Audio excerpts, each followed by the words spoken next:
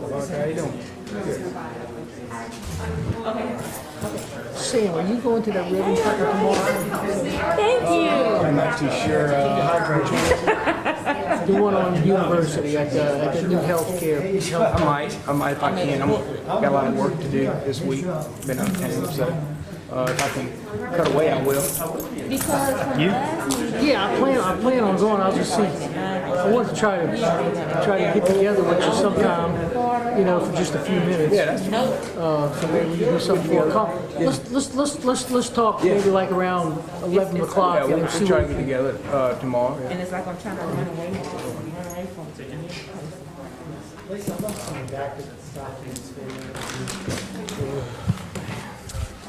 Been trying to run away from it, but it's not like every time I run away from it, somebody asks me, do you feel like doing this? Do you feel like taking minutes for this? No, I don't want to do minutes anymore. Good afternoon. I like this shirt. Thank you, man. I like red. I like red and green. Huh? I like red and green.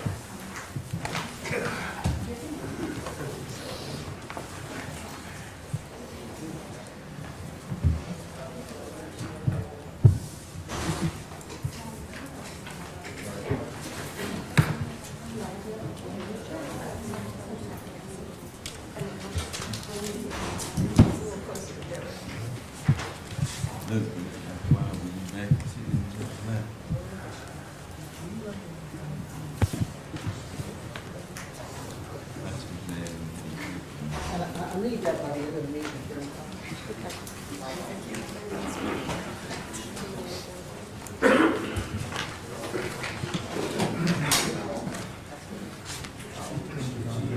Carl, it must work then. It's low. The coffee pot is low. I think it's just been sitting for so long and not being used in previous meetings that might need to shake the box up. Go and get you a sip. You'll be ready too. I'm good. It's really strong, Sam. I don't know, like, it's like It's liquid, like sure. I'm not sure. thick. I'm gonna be thinking bad thoughts about it. I can't fall asleep. Did you get you some water? Yes, I do.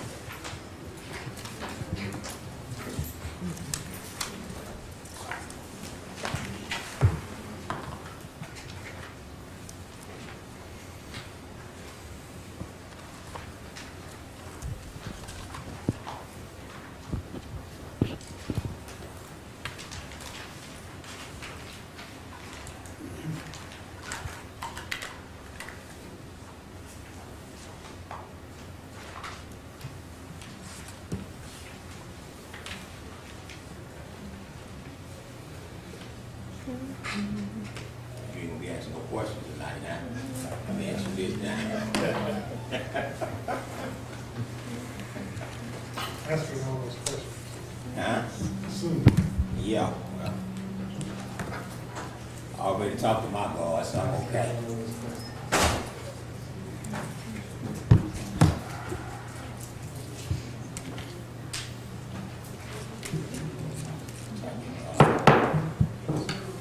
Hammond City Council, public hearing agenda, September 22nd, 2020. Roll call, please.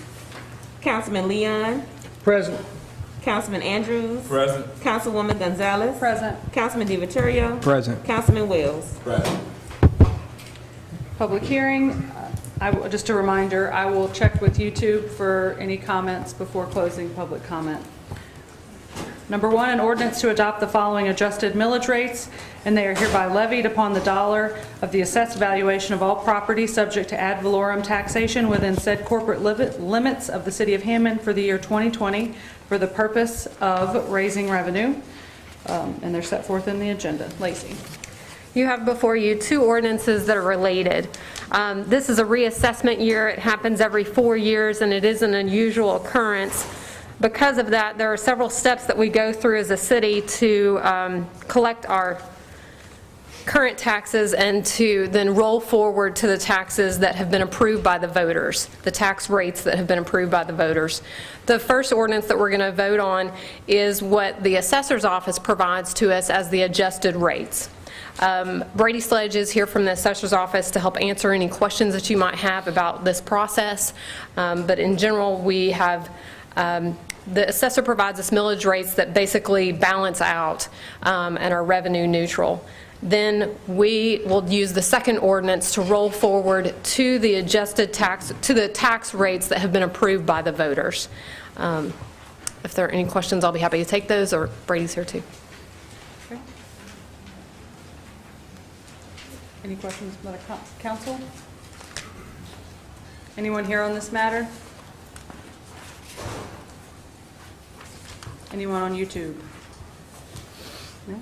And just to confirm that we have taken public comments on this ordinance. It's very important that we take public comments on both of these ordinances. Okay. I'll close public comment. All right, number 2, an ordinance to increase the millage rates, but not in excess of the prior year's maximum rates on all taxable property shown on the official assessment roll for the year 2020, and when collected, the revenues from said taxes shall be used only for the specific purposes for which said taxes have been levied. Said millage rates are set forth in your agenda. Lacey. So as you can see, there's just a slight difference between what the adjusted rates are that come from the assessor's office and what we are levying for 2020. But to be clear to all the taxpayers, what is being levied is what was approved by the vote of the people. For instance, for the public works millage, the vote of the people approved doing 2 mills. For the police and fire millage that was actually just renewed also, they approved 10 mills. And so this is not exceeding those that were approved by the voters.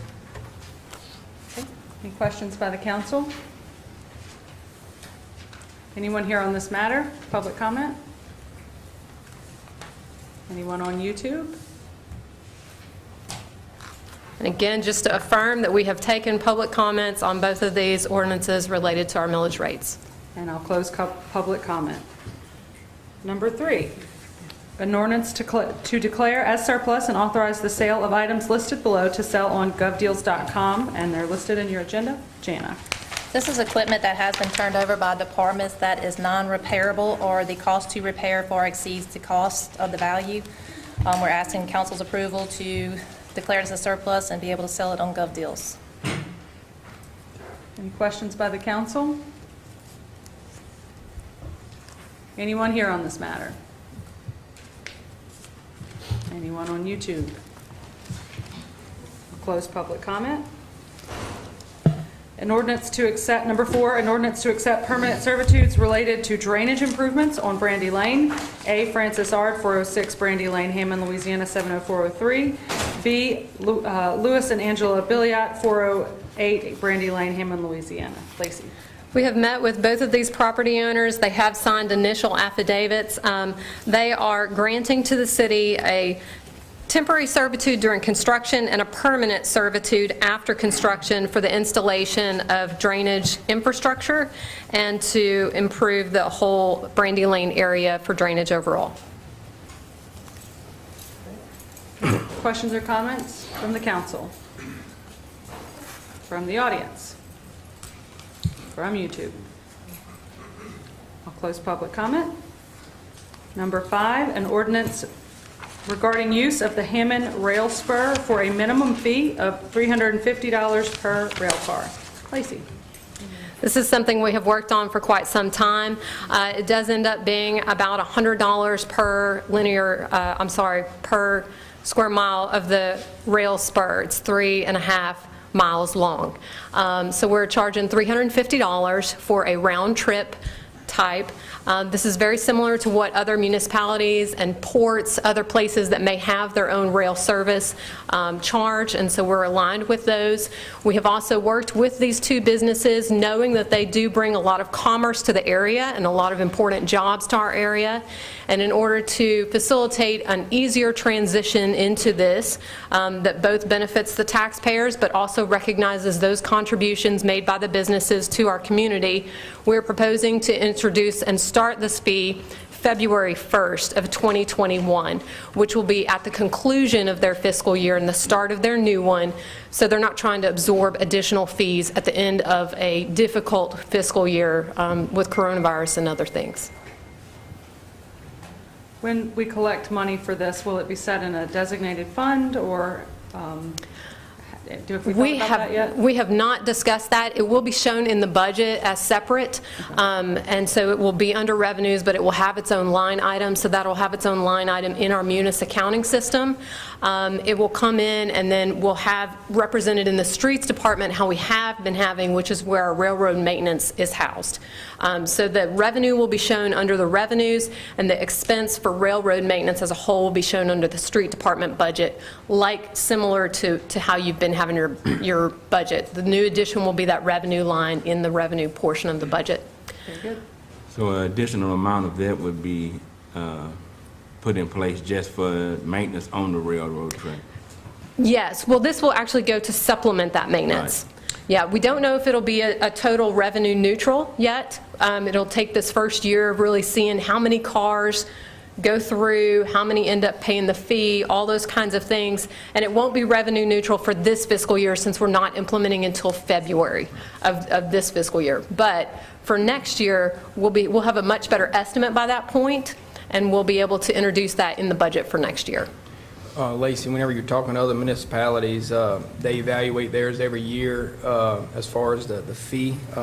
Has it stayed the same pretty much, or has it gone up over 5 years, or what did they say? The fee has stayed relatively the same for those places, but we certainly have that opportunity. So what this does is it sets that minimum fee, and then that could change. The other thing I forgot to include when I was discussing the introduction, we are going to be signing leases with each one of the users, and that will outline the terms of the agreement there. I have something to say. Lacey, think what, in July of this year, we had set aside, what, was it 150,000 for maintenance, use for the railroad?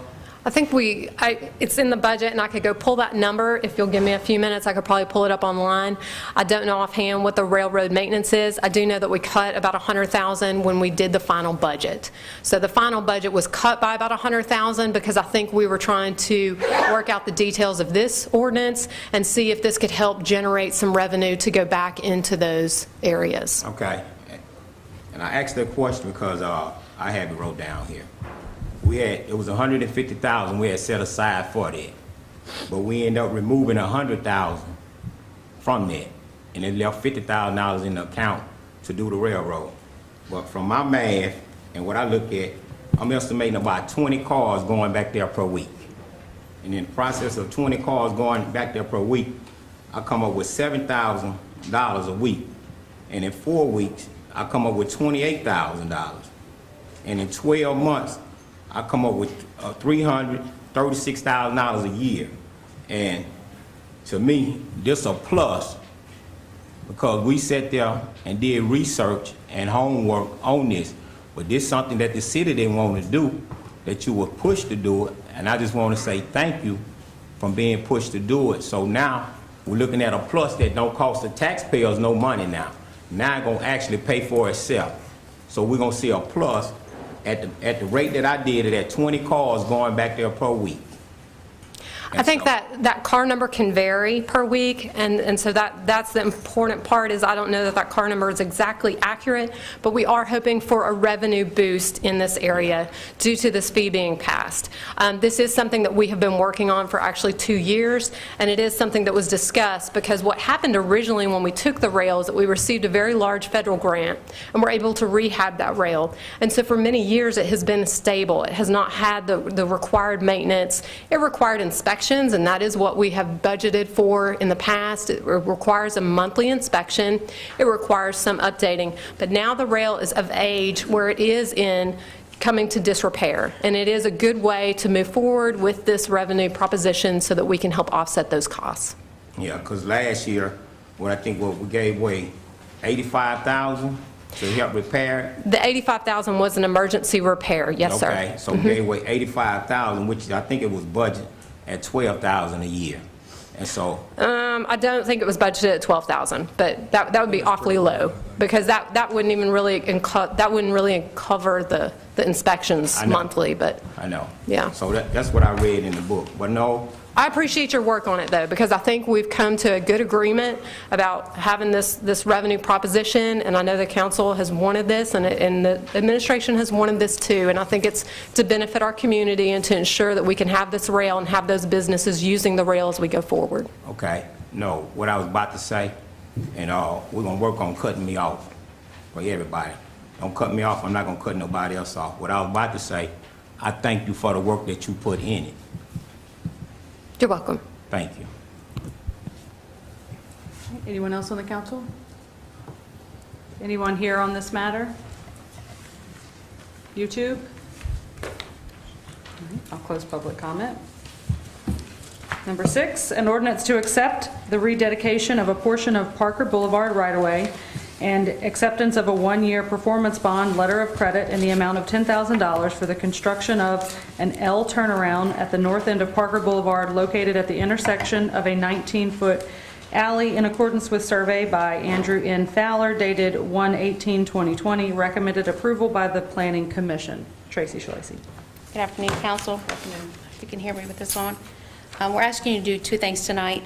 Accept the dedication, it's actually a rededication of an abandonment on Parker Boulevard, and the acceptance of a $10,000 performance bond. This money will cover the cost to build a turnaround that was required by the Planning Commission at the end of Parker Boulevard.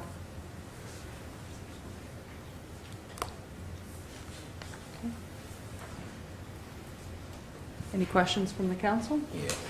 Tracy, how you doing? Great, how are you? Good. What district is in? This is my district. Okay.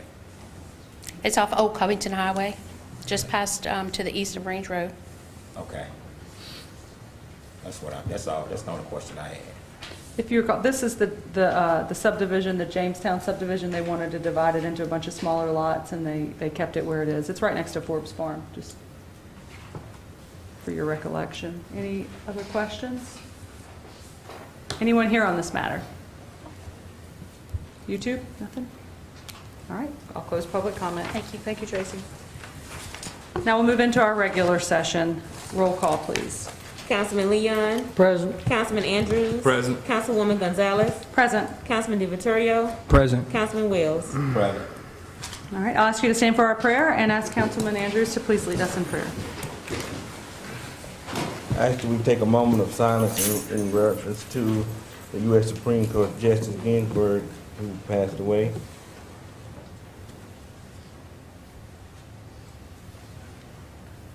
Most gracious, loving Father, we thank you right now. We give you glory, we give you honor, give you praise. Thanking you, Father God, that this is the day that you have made. We shall rejoice and continue to be glad about it. Father God, we just thank you for who you are. Thanking you that you allowed your darling son, Jesus, to die upon the cross, that we too would have access to the tree of life. Father God, I ask that you continue to move right now, continue to lead right now and guide. I ask you continue to be comfort right now for the Matthews family right now, Father God. We just give you glory and honor and praise and just thanking you for who you are. We thank you tonight that everything will be done decent and order and pleasing and in your sight, where you will get all the glory and all the honor and all the praise. I ask you to continue to bless the council, continue to bless their family, continue to give us wisdom and knowledge. I ask you to continue to bless our police department Continue to bless our fire department. Continue to cover them and keep them as they continue to protect and serve us in the community right now. Father God, if there's ever a time we need you right now. And we ask that you continue to look down upon us, Father. Continue to give us health and strength. Continue to guide us and keep us right now, Father God. And I ask that no one, Father God, right now, lean to their own understanding, but in all our ways, that we acknowledge you, that you continue to direct our path. And for that we give you glory, for that we give you honor and praise and thanks. In Jesus' name we pray. Amen. And as for our pledge, I ask all veterans and active military to render the proper salute. Pledge allegiance to the flag of the United States of America and to the republic for which it stands, one nation, under God, indivisible, with liberty and justice for all. Now for our council reports. Yeah, Kip, go ahead. I have some recognitions that I would like to make for District 1 on tonight. And I come and pick these frames up, some of your eyes got big. But I believe in giving honor to what honor is due and acknowledging the citizens and things that they do inside of our neighborhood, inside of our district, and inside of our city. The first one I'd like to give out to is going to be Captain Davis.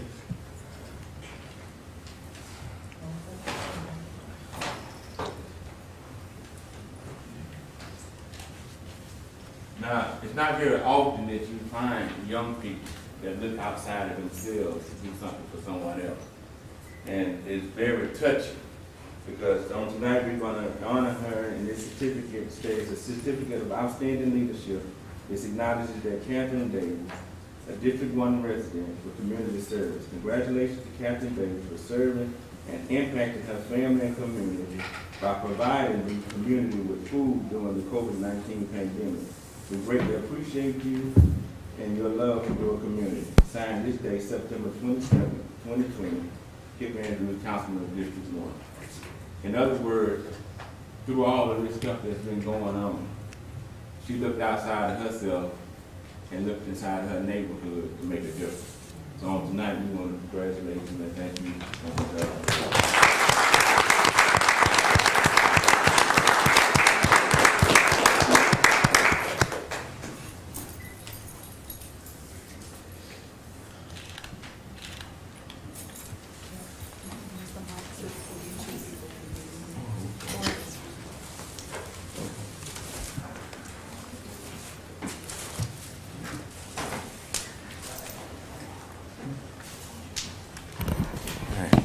Miss Bennett Jackson.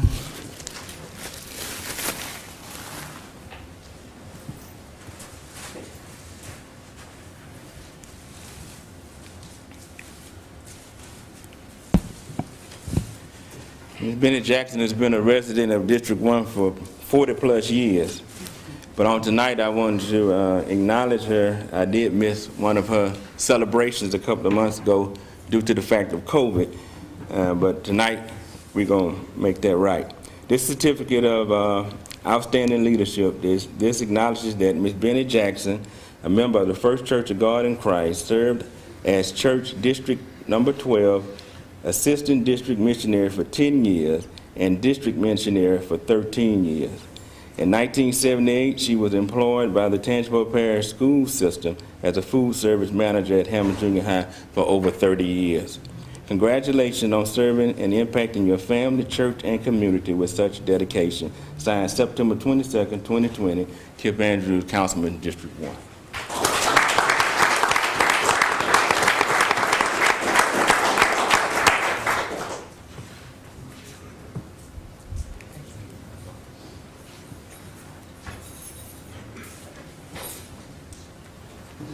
Lady Bell.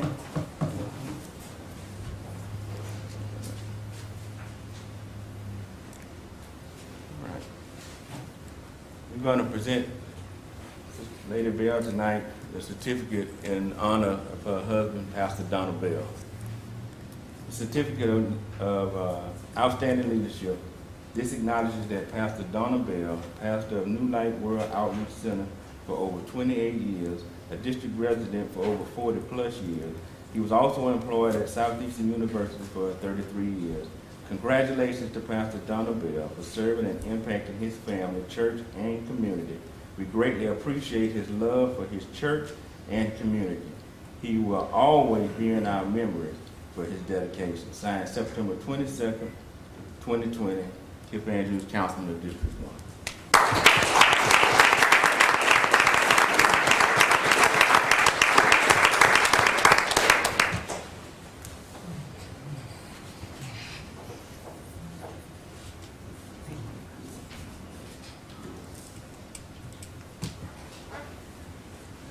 One more, but I think it's right there for Dr. Garrett's family.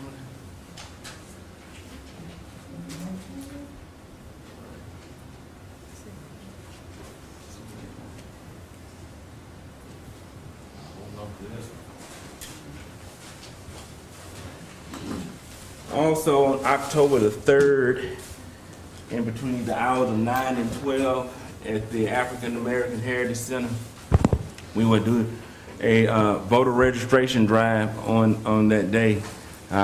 You can also pass the word around. We'll have it set up where they can also register by computer, or they can do it by the paper form as well. Also, we will have information out on that day for those that were convicted felons, where they can get paperwork and follow the process on also receiving to get their rights back to vote as well. So that'll be on October the 3rd over on Phoenix Square at the Tangipahoa Parish African American Heritage Center. Other council comments, reports, I'm sorry?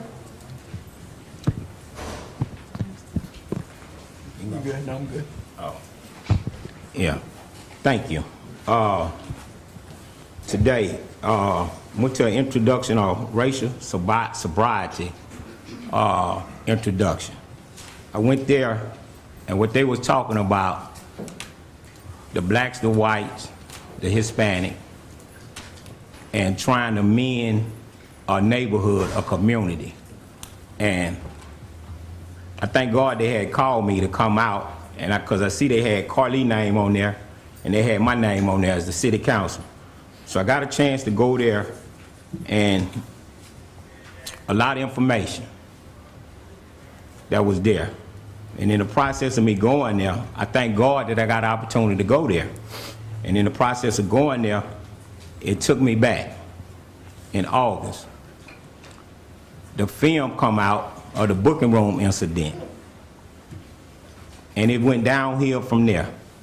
And once the booking room incident took place, and we tried to talk about it, Andre, I met him first, and he was trying to get me to turn it into a community meeting. And I asked again, Andre, I need everybody to come out. I need the entire city councilman to come out. I need the mayor, I need administration to come out. So we discussed that. So eventually we end up having a meeting on August the 31st. And so in the process of having this meeting, the emails that I received from the city councilman, you know, and the emails that I received, social distance, they talked about that, you know, and in the process of talking about social distance, in July, we was dealing with the virus. The place was packed. I heard nobody in the city council talk about social distance. Then we had a meeting 2 weeks ago. Nobody talked about social distance. And this here come from Steve. He was worried about the social distance. And Kip to sit there and decide to, let's have a meeting at the rec center, in which I thank God for him, because by us having that meeting at the rec center, it gave the social distance, and it was packed. We had a lot of people there, and it was good, and I thank him for that. And now I go to Carly, the president, who did not want the meeting to happen at all. She said off the back she didn't want this meeting. And I'm sitting here saying this here because if I wouldn't went to this racial sobriety, and here's the church right over there, First Christian Church. I went over there to that church today, and I sat there and say, it's amazing how the church want to do something, And here we, the city councilmen, we don't have sense enough to do nothing to try to heal the community. The community is hurting. Then I sat there, we ended up September 8th, the council meeting. We had the council meeting. 3 hours and 56 minutes. That's about the longest meeting we ever had, a council meeting in Hammond. An hour and 36 minutes. The meeting was about me. About me. Everybody got up there and talked. Devon, Devin, he said this, he said that. The same video that I saw, we got a chance to see it. But the entire video, we never got a chance to see it. Then talk about the virus. And I look at the virus, and I looked over there at our administration. I'm not going to even say our administration. I looked over there at the mayor. The mayor had a mask on. And only one question he answered. And that's when Jennifer Payne stood up and asked him, will he fire the chief? That's the only question he could answer. With a whole month going on, no, I'm not going to fire the chief. And I say this here, and I mean it. It's nothing against the police department. You hearing this from me. It's nothing against the police department, period. They got good police, they got bad police. They got good blacks, they got bad blacks. They got good whites, and they got bad whites. And I'm saying all this here because it need to be said, because guess what? We still hurting. We still hurting. And I say this here about the mayor. And I don't know what's going to take place. When I first took this on about the police department, I knew I was going to have issues. I knew that. And honestly, I was scared. I was scared I was going to die. Because I know the things that take place here, we always push it up under the rug or hide it. And so I want to say this here to the mayor and to the city council. To the mayor, if anything take place, if I die tonight or tomorrow, it's all on you, because you the one let this take place. You didn't try to do nothing to heal the situation. You didn't try to do nothing to help the situation. You sat there and said nothing gonna happen to the chief. And I'm sitting here saying this here because ain't nothing else we can do. I don't know what's gonna happen to me. So if anything happened to me, I just want y'all to be aware. Don't let this here die. Don't let it die. Thank you.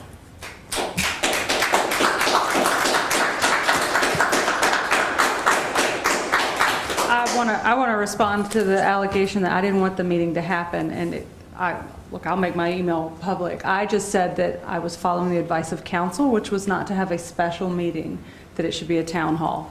So I just think that you're implying something that's not accurate, and so I just wanted to put that on the record.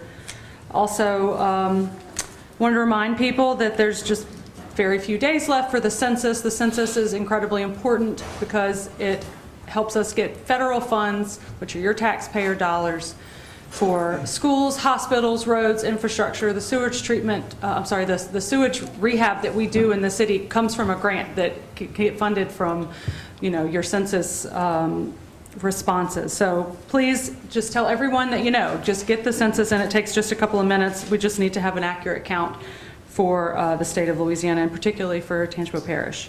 Also wanted to bring up Old Covington Highway. We're getting some sidewalks, the first of a 4-stage plan to put sidewalks down Old Covington that looks really great. So thanks to the city and the engineers and the workers who are handling that. Also, I've had some questions regarding the Zamurray Dog Park. We received some money. We're still waiting for those benches to come in, and we do have a plan to meet this week to work on further improvements. I know that that's an important thing to some people in my district, so stay tuned on that.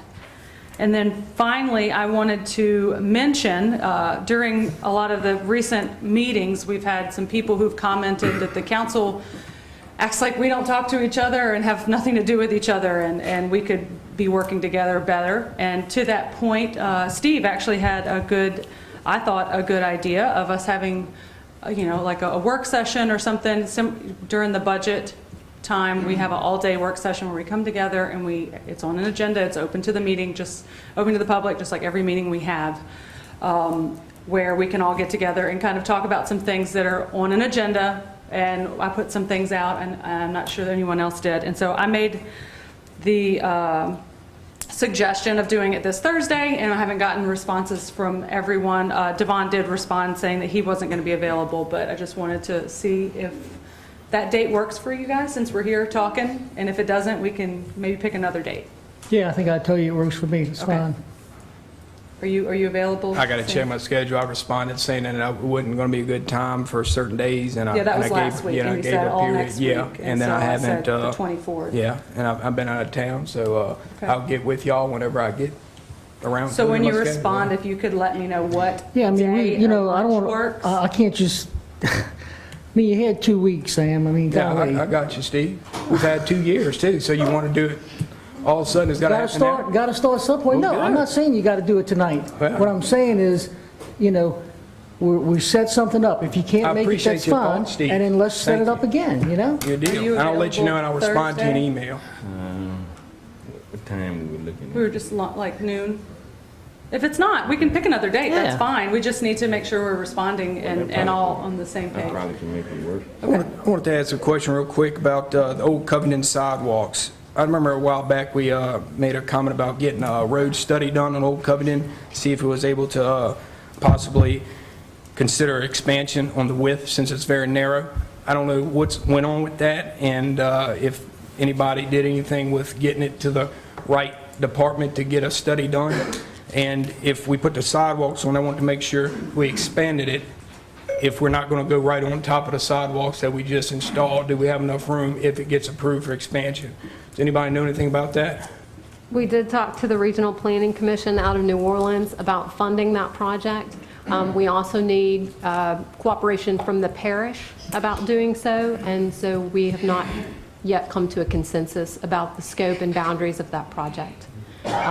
We looked at doing this from Range Road out all the way to Airport, because that is the area of growth, that's the area that would be impacted, that's the area that would possibly be expanded if that were seen as necessary through the study. So we do not yet have full consensus on this, the scope and the overall cost of that study. Okay. And I'll finish my council report because I wasn't done. I just wanted to also let you guys know, Steve and I have been approached both by council resident, our residents in our districts regarding the flood study. So I was hoping one of the things that we could talk about at that work session is that flood study moving forward, and I've talked to the engineer about doing it in stages so that it is something that can be affordable to the city, that can be spread over 2 fiscal years. So hopefully we can get together on that, because I think it's quite important. So if anyone else has... Yeah, Steve? we're going to have some road work done on Whitmore Drive on October 4th. That's at least what it's scheduled for, and this is a project that is kind of a joint project between both the city and the parish. Some portions of that roadway had failed, and so we were able to work that out, thanks to, again, the city and the parish to get that fixed up. We had a compliance issue in Whitmore, and one that we've been working on for a while, but through a lot of good communication and patience and you know, following procedure, compliance department and Andre and the city administration, all working together and working with the resident as well, we had a very successful outcome. And the neighbors who were unhappy are happy now, and I think it turned out to be a really good thing. We also have, I also want to thank Robert and his group for, not Robert, Guy and his group. We had a water main that busted out on Pecan Street, and very timely manner in which they took care of the problem, so greatly appreciate that. Sam, did you have anything else? I'm good. Okay, Mayor? Last Thursday on the 17th, we had our second meeting with the local NAACP.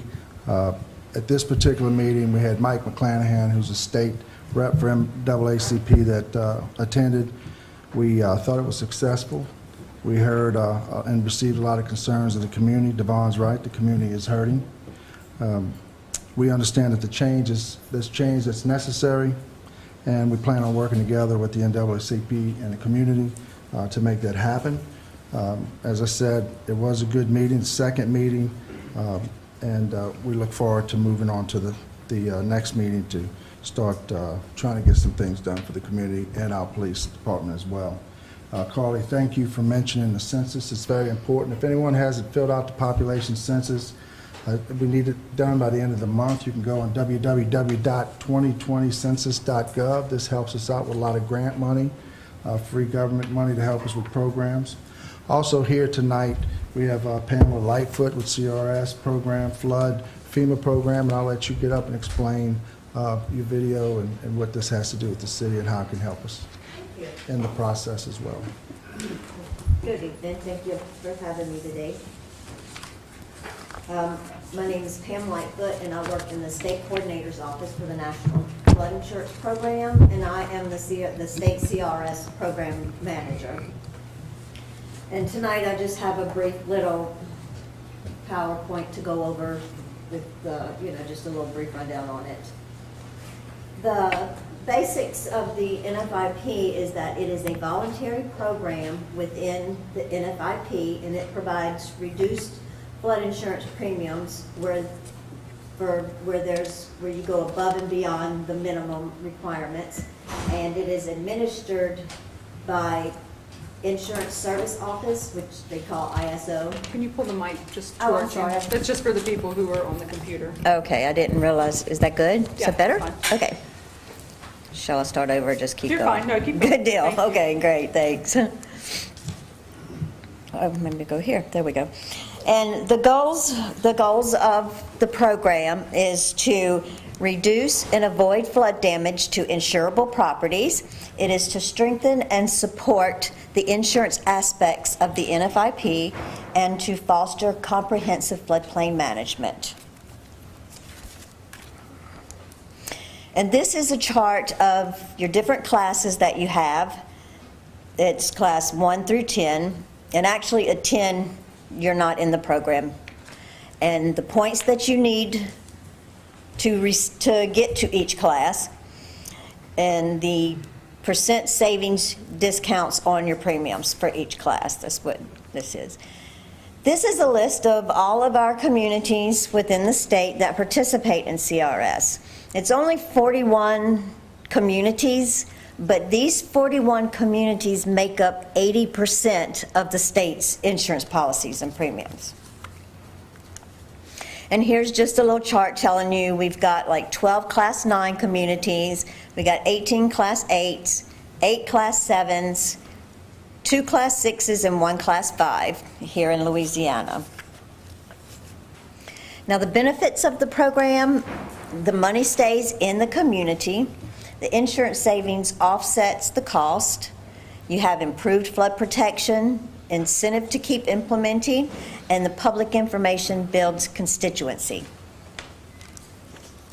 Now the community's responsibility is to submit an application to FEMA, designate a CRS coordinator, pass a CAV, which is a community assistance visit, implement the activities that you choose to do, maintain your elevation certificates and your flood insurance rate maps forever, and maintain other documentation, other records until cycle visit, which cycle visits are like every 3 to 5 years. And to submit your annual recertifications. Now the application process is that you submit a CRS quick check that lists all the activities, and you check off the ones that you're either doing now or you feel like you can do. And all those have to total at least 500 points or more, because you have to have 500 points or more to become a Class 9. That's a prerequisite. And then you would send a letter of interest to FEMA Region 6 from your CEO. And then you may need a CAV. If a CAV has not been done for your community, which a CAV, I don't know if I said, but that's a community assistance visit. I don't know if I said that. If you haven't had one done in the last year, then you're going to have another one done, because a CAV has to be done within a year of your application. And that would either be done by the FEMA region office or our office, the state office. Once the CAV is done and you've gotten the okay that you meet, your NFIP requirements, then FEMA will okay ISO specialists to contact you to set up a verification visit. And right now, we are currently working off the 2017 Coordinator's Manual, and next year, they're coming out with an addendum to that manual. Now, once you get in the program, you will have your annual research to do. Your ISO specialist will send you your annual research packet on June 15th, and it is due to ISO August 1st. And then, like I said, our cycle visits are done every 3 to 5 years, depending on your policy count. And most people, it's every 5 years. And let's say after your cycle visit, if you start implementing more activities and getting more points, and you see that you've gotten enough points to move up a class, you don't have to wait till your next cycle visit. You can request a modification. Now, the prerequisites for the Class 9 is the compliant with NFIP, which that will be passed in the CAV, maintaining required flood insurance policies on community-owned buildings. You maintain all your elevation certificates, and that is Activity 310, and you meet the repetitive loss criteria, and I'll get into that probably next. Nope, not next, but down the road. This is just a list, and I've given this to Lacey and Tracy. This is a master list of all of the activities and the elements that you can do. There's 4 series of activities. You have your 300 series, which is public information. You have your 400 series, which is mapping and regulations. 500 series is flood damage reduction. 600 series is warning and response. And within these 4 series, you have 19 activities and 94 elements. Now, the 300 series, which is public information, there are 7 activities within the 300 series. You have your elevation certificates, map information, outreach projects, hazard disclosures, flood protection information, flood protection assistance, and flood insurance promotion. Now, the 310 activity elevation certificates, you are to maintain all of the elevation certificates on new and substantially improved structures in the special flood hazard area, and you are to have them maintained and made available upon request. You will submit all the elevation certificates annually with your annual research, and then ISO will review them, and they are to be 90% complete and correct. And that is a prerequisite. That's mandatory to have the 90% to get your credit. And you are to keep a permit list of all your new and substantially improved structures. And keep your venting certificates with your EC. I know y'all don't have any V-zones, do y'all? I don't think y'all do. I don't think y'all have any big lakes around here that would cause surge. Okay, so we'll just leave that out. Now, the 400 series is mapping and regulations. There are 5 activities under this one. You got your floodplain mapping, you got your open space preservation, you got your higher regulatory standards, your flood data maintenance, and your stormwater management regulations. 500 series is flood damage reduction. You have 5 activities in here, and the first one, the repetitive loss, that is mandatory, but you don't get credit for it, but it's mandatory, you have to do it. Now, you do get credit in these other activities, the 510 through 540, which are floodplain management planning, acquisitions and relocations, flood protection, and drainage system maintenance. Now, the repetitive loss requirements, if you don't have any repetitive loss, then that is a category A and there's no requirements. But if you have 1 to 49 repetitive loss structures, then that is a category B, and your requirements are that you map out your repetitive loss areas, and then the outreach is you send out an outreach to your repetitive loss areas. Now, if you have 50 or more repetitive loss structures, that's a category C, and that requirement is the mapping and the outreach, along with having a floodplain management plan, which most communities use the parish hazard mitigation plan for this plan, instead of, creating a whole new one. Now, the 600 series is just flood warning and response. It's got 3 activities. It's flood warning, levees, and dams. Now, the timing of the application, you have 2 effective dates. That's March 1st and October 1st. Now, ISO has to have your complete file to FEMA 6 months prior to these effective dates. So let's say for the effective date of May 1st, ISO would have to have your file to FEMA by November of the following year. And for October, it'd have to be April.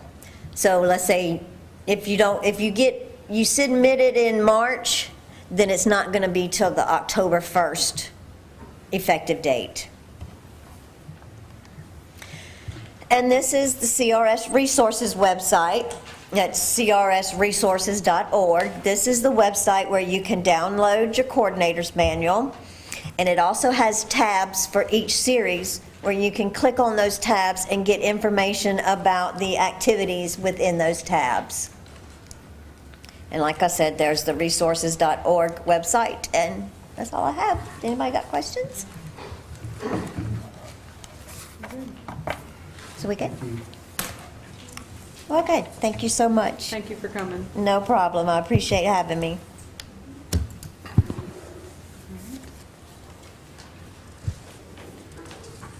All right, Mayor, that's it? That's all you have, right? Yes, ma'am. All right.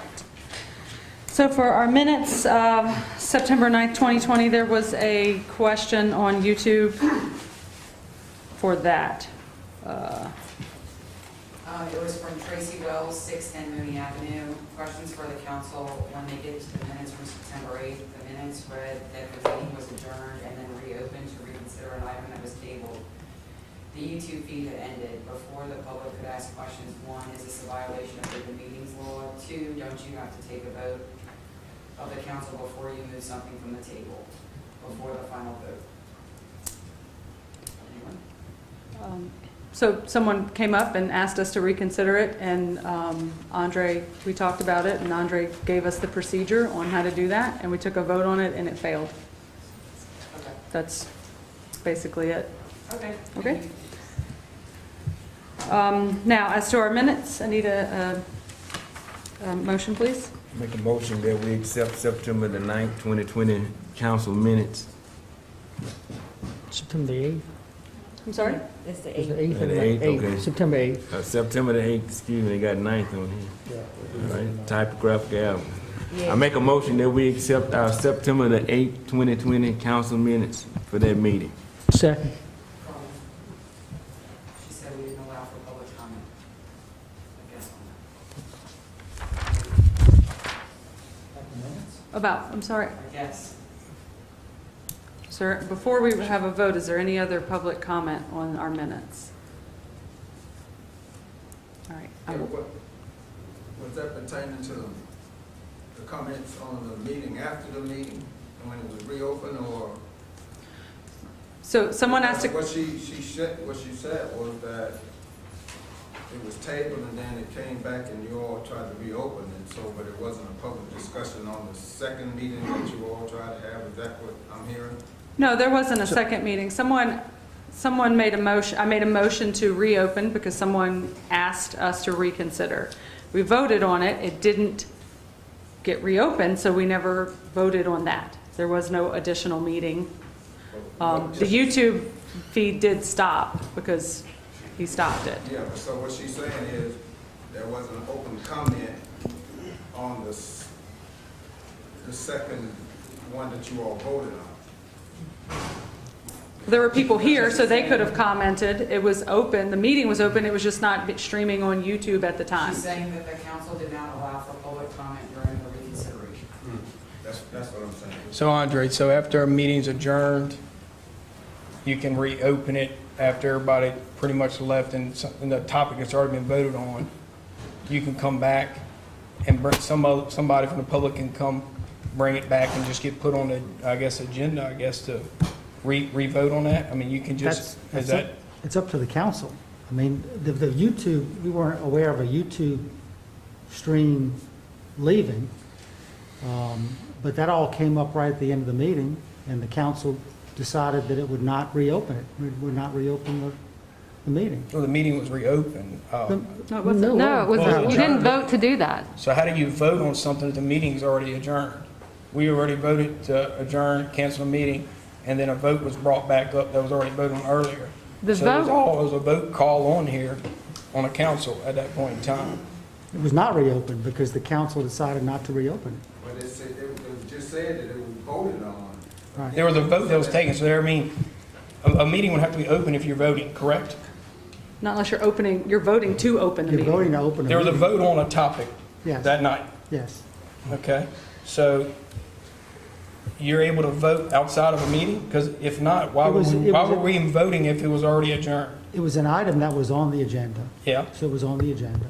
And there was a request to reconsider an item that was on the agenda.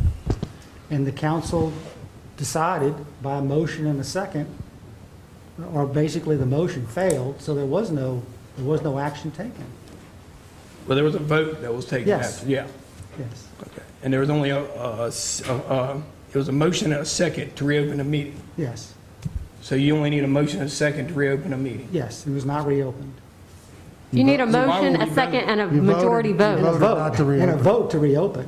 Well, yeah, there was a Yeah, and motion it was an item to on the- open the council meeting back up Yes. after it was adjourned. And then after reconsider. that, we voted on Yes. a topic that was already voted Yes. down earlier, or tabled. Yes. earlier. No, you didn't vote on that topic. You didn't You were vote on it. voting to open the meeting. Yeah, there So was to be nothing- very clear about this, There was a vote after. Michael Lindsay had, you want to come explain why you asked that, Mike?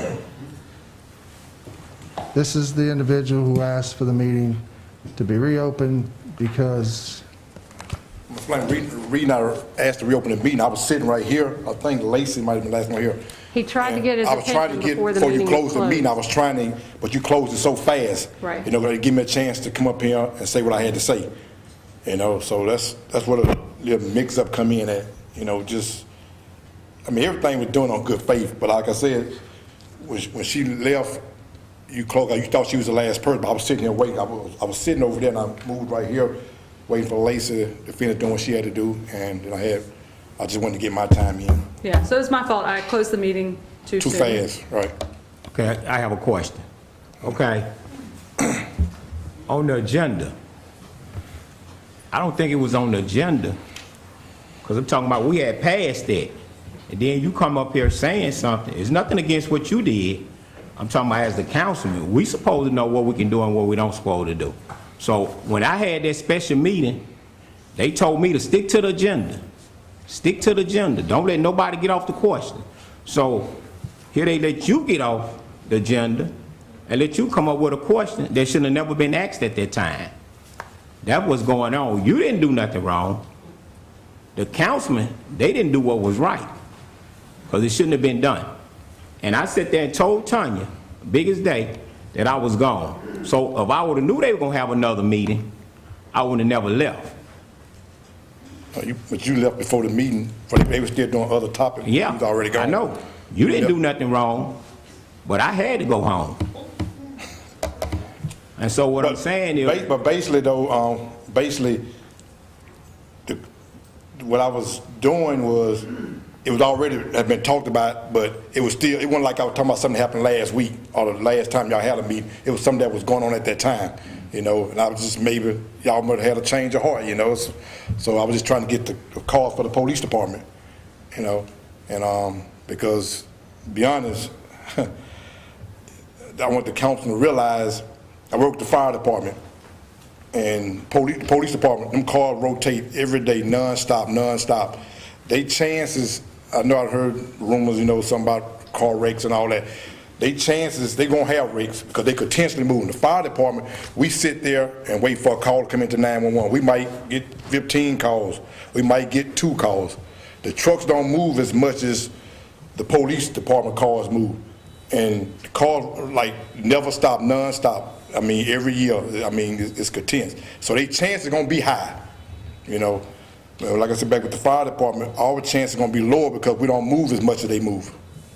But we do move. So, I mean, and I just hope tonight we get all this in wrapped up, you know, with the cars and get this out and move forward and start on something next council meeting. Okay, how often do you take the fire truck home? We don't take the fire truck home. Because the next shift come in, they come in and they take over the vehicle, you know? But you gotta realize the calls, how many calls y'all average a year? All right. 30,000 calls, that's a lot of calls. You know, them calls been moving 30,000 times All right, in one well, year. we are going to get to the units here in just a minute, if we can get past our minute. So thank you for coming and telling us about that. Okay, thank y'all. Any other questions or comments on our minutes from last meeting? She just wants to remind that the council should allow the full public participation through every outlet, including YouTube. So YouTube is not a state law. YouTube participation is not a state requirement. All right, there's a motion and a second to approve the minutes. Roll call, please. Of September 8th. Yeah, it was 30 pages. Councilman Leon, Aye. Councilman Andrews, Aye. Councilwoman Gonzalez, Aye. Councilman DiViterio, Aye. Councilman Wells. No. Number one, for old business, number one, a resolution to purchase 10 fully equipped police Tahoes from Dana Safety Supply in the amount of $438,872, RFP 21-06. Jana. I'm actually going to go ahead and handle it. Look up. This was originally on agenda for August. It didn't make it at that meeting. It had to be postponed until the last meeting. We had to ask Dana Safety if they would hold over the bid because it's only a 30-day bid. They agreed after the first meeting. After it was tabled last week, we had to ask them again. Their response was, we agree as long as there's availability. As of 3:30 today, they advised us that they sold our units to somewhere else and they're no longer available. So now we'll have to rebid for the 2021s, which will actually be a little bit more expensive, I believe, than where we currently were. So at this time, we're requesting that it be removed from the agenda. Okay. Any Do we need to have questions? public comment on this? All right. Lieutenant George Bergeron, President of the Fraternal Order of Police, 127 Oak Street, couldn't attend the meeting tonight, but on behalf of the members of the Fraternal Order of Police Lodge 34, he would like to ask that the council please approve the much-needed police vehicles for our department. I mean, I understand that there's... Yeah, right. Thank you for reading the comment. We can't approve this because They're not there to it be can't be approved. filled. Right. All right. Any other public comment? Yes, sir. Name and address for the record, please. Stephen Quinn, 900 South Mooney. Chief, this request, is it specifically Tahoes? Have you all looked at Ford Explorers too, a comparison price, or we just looking at Tahoes for cost? In this case, we got quotes on the Tahoes. The Tahoes have seemed to be the most reliable vehicles that we're able to get police packages now. Whenever Ford went away from the old Crown Vics into the front-wheel drive vehicles, we saw some of the maintenance costs went up, like for the Explorers. So the Tahoe is what we believe is best suitable for our department. Okay. Any other questions or comments? I'd just like to say one Yeah. thing on that. I did have a request that I met with one of the sergeants in the department. We met, discussed the things that were going on with the vehicles. He expressed his concern about the state of some of the fleet that you guys have. We discussed me coming out to talk with his shift. Yeah, and he actually got with me, and I said, no problem, just whenever y'all could set it up. And inside of that, that's when we had the storm supposed to be heading this way, and we got shifted in the sand with it. But I just like to say that I really appreciated that officer reaching out to talk on behalf of his squad and everything. And I understood exactly where he was coming from, and I was looking forward to the meeting myself. I'm going to reach back out to him so we can pick up where we left off at and continue to move forward. And us not having vehicles affects, the officers as well as the community and response times and everything else. So, police cars are an absolute necessity in police work. Do you anticipate rebidding it the same style? I know you did it a little different this time The one You know, that at this point, we'll take suggestions from anybody on the council that says, hey, we'd like you to do it anyway, because, No. you know, we need cars, and Right, we will. but previously you guys had, you would get them and then it would take like 6 months, but this one was different because they were going to be ready and you would outfit them. Are you, We're going to look at the 2021 contract. Like I said, our belief is that it is going to be more expensive to do it that way. But we're going to look at the 2021 contracts and see how far out it is. You know, a problem with COVID and everything else, and GM actually went on strike, that even the 2020 contracts, you couldn't get vehicles. It was taking 8-9 months, you'd be on a list, and then all of a sudden they cut you out. And that's kind of what happened to us, which is why we bid it the other way. I think we'll look at it both ways, through state contract as well as just trying to bid it out for the 2021s as a total package. any other questions or comments? Nothing on YouTube. Yeah, I got a question. Okay, this for Lacey. Can you hear me? Yes, Yeah. sir. Okay. I had asked for all the document on the police and the fire vehicles that was totaled and wrecked for the last 2 years, including the name of the drivers, the date, and it happened, and the defensive driving course completion and the drug test. And this is why I asked this here, because you gave me an answer 2 years ago saying everybody that have an accident, that they go to defensive driving course. And I asked this here, this Lacey. I asked you this here, and this is what you had told me. It was due to insurance. We was looking at the insurance rate had them went up, and I said, all the drivers doing this here. And I say this because what people need to know, I'm a truck driver by trade. And in the process of me having an accident, the police come out and do a report. I have a certain time frame, 2 hours, to take a drug test. And if I don't die, which I know I ain't gonna die from that, you know, we know how I'm gonna end up dying. But if I don't die, I sit there, I have to go, once I come out the hospital, if I go to the hospital, I have to go and take a defensive driving class with the instructor in there and telling me what to do and how to do. And that's how they determine if I fail that test, I no longer can work for that company. And I say this here because I think it's important for the citizens, for the police, for the fire department, because they'll be more aware of what's going on if they know they have to take a test and they have to go through this training. Can I respond real quick? I know you asked her, but I can answer because you brought it up at the last meeting and I didn't have the answer because it kind of caught me off guard and I just didn't know the answer. I got with my training coordinator. We had held a driving class. We do it once a quarter is the way we do it. And he had held one in late November. He planned on holding one in March. COVID hit us. The driving class is a 3-day class where you put people next to them.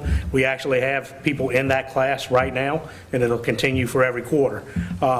Something that we've had to go to, which is something that I think a lot of classes are going to, is a virtual online class where they can take a defensive tactics class, but that doesn't give them the actual driving class itself. But we started doing the driving class as of this month, but because of COVID is why it got discontinued and we didn't have it scheduled over the next couple of quarters. COVID hit March 13th. We were supposed to have it sometime that month, and then it just didn't happen because of COVID. But we are back on schedule. Officers are required to go to a class after every single wreck, and I believe after this week, everybody that's been in a wreck should have completed the class, and maybe 1 or 2 that were on vacation and couldn't attend, but we'll make sure that they're scheduled in the next one. Okay, I'm just going by, and this what the citizens don't realize. When I ask these questions, because people ask me these questions, that's why I said and ask these questions in these meetings, because they be wanting to know. So you can sit here, I'm talking to the administration now, we can sit here and talk behind the closed doors, but they still not aware of what's going on. But Lacey stated that once they have an accident, and this was 2 years ago, once they have an accident, that they go take the course. And so here you telling me that y'all haven't done it yet. I know about when they get out of school, out of the training. No, I didn't say we didn't do it. We did do it. We did a class in November, and then it was going to be scheduled every quarter because it's a 3-day class, so you have to bring an instructor in to do the class. So we tried, if we're going to have multiple people that have to go, it's not something that you just, tomorrow we're going to throw a 3-day class on. All right, so what happens is they schedule that class. It didn't happen because of COVID, but prior to COVID, we did have the class. No, you wasn't in this meeting, and that, she know what I'm talking about. Okay. It don't have nothing to do with you. She know what I'm talking about. And so, and that's why when somebody asks me something, I don't want to sit up here and lie to nobody. If you ask me something and I don't know, I'm going to tell you I don't know. I'll find an answer to give you. And I'm saying this here because we need to be truthful with the public and let the citizens know what's going on and what's not going on. Thank you. I remember whenever that came up in the budget about the insurance, and I remember, you know, either you, me, someone asked about you brought it up, and I think you said about they go, after they get in an accident, it's kind of like mandatory or whatnot to go to the drivers, some kind of driver's class of reckless operation or whatnot. Is there a policy of a time limit? I mean, they have to go. I mean, have we had any of that in 2 years? So in 2 years, we haven't had those guys that... Last November we did. Last November? Yeah, November of 19 is when we held the last class, and then we were trying to do it every quarter for the class. But the next quarter was going to do it at the end of March, and that's when COVID hit. And we hadn't held one because of COVID. And you have a class that's going on right now? Correct. So for the record, how many people in the class right now? I believe 7 or 8. Thank you. And there's not a timeline, there's not a deadline. Like, we don't enact it within a certain amount of days of the accident. It will also depend on the accident severity. It's not going to be required of an insurance, and it's not going to affect your insurance if it's a minor collision. If it's major collisions, then that will impact your insurance rates. So as part of the discipline, and when we look at letters of instruction versus letter of reprimand or versus other discipline, that's recommended in what the mayor signs off on. So, and as for the records that Councilman Wells had asked for, I indicated on that response that we had hoped to have them by last Friday, this past Friday. We had multiple public records requests that have to be, by state law, filed and answered first. And so the HR department was responding to those. I received about 1,600 pages of information from HR this morning around 11:30, and I was redacting out all of the officers and fire employees' home addresses, phone numbers, dates of birth, and social security numbers. Okay. So I hope to have those completed by this week, but that's an awful lot of pages to go through in a quick time, and we're doing the best we can, as quickly as we can. Okay. I'm glad you said that.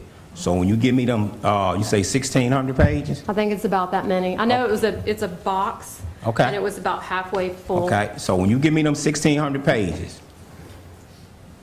don't sit here and bring yourself back up about the vehicles and think I'm gonna vote on it, because now that you're giving me them 1,600 pages, I got to go through the pages and look for myself and see what's the truth and what's a lie on those pages. So I just want that to be known, what's going on when you give me those 1,600 pages. All right. Anything else? Somebody going. All right. We're trying to table the vehicles, but quickly. We're trying to remove it. Remove it. Patrick Strahan, 19480 Dr. John Lambert Drive. So to be clear, Mr. Wells, you just stated that, once again, you will not call a vote, not sway your way like you've continued to do for months. I think it all started. No, it started with you, because you know what? You the one sit there and say, Mr. Wells, if you ask for something, you can get it in about 1 or 2 days. And so I asked for something because of you. That's not what I said, sir. You can go back and look at the minutes. She took very good notes. I reviewed them this morning. So again, don't cut me off because I didn't cut you off. Isn't that what we just talked about? You want to go toe-to-toe with me? We can go all day, sir. Whatever it takes. Absolutely. So to be clear, we've continued to take this same issue and bounce it back multiple times. Now I understand it's a lot of money to spend, it's tax dollars, it's all of that needs to be considered. And I would agree. Defensive driving courses, all those things need to be in place and reviewed and make sure that that's happening. So all that information's been presented, been reviewed, it's been talked about, and yet, I know we're tabling this, but it still needs to be said on public record, like that you basically just said that we're going to continue to push back and push back and push back on this. And there's really your questions have mostly been answered, so there's really no reason for that continuing to happen. And you've tried to justify it, and really you can't. But that's fine. I just wanted to be on record to say that that's what you continue to do. You publicly said that's what you're going to continue to do, and you're going to continue to push back again and again. And I suspect you'll do the same on the next agenda for the police department as well. Thank you. Yes, YouTube. Carolyn Harold, 2208 Jerry Drive. Hold on, one moment, Lisa. Say that again, please. Carolyn Harold, 2208 Cherie Drive. Shouldn't those who have had an at-fault crash participate? Did you ask how many of these crashes are at fault? That's probably the most important question.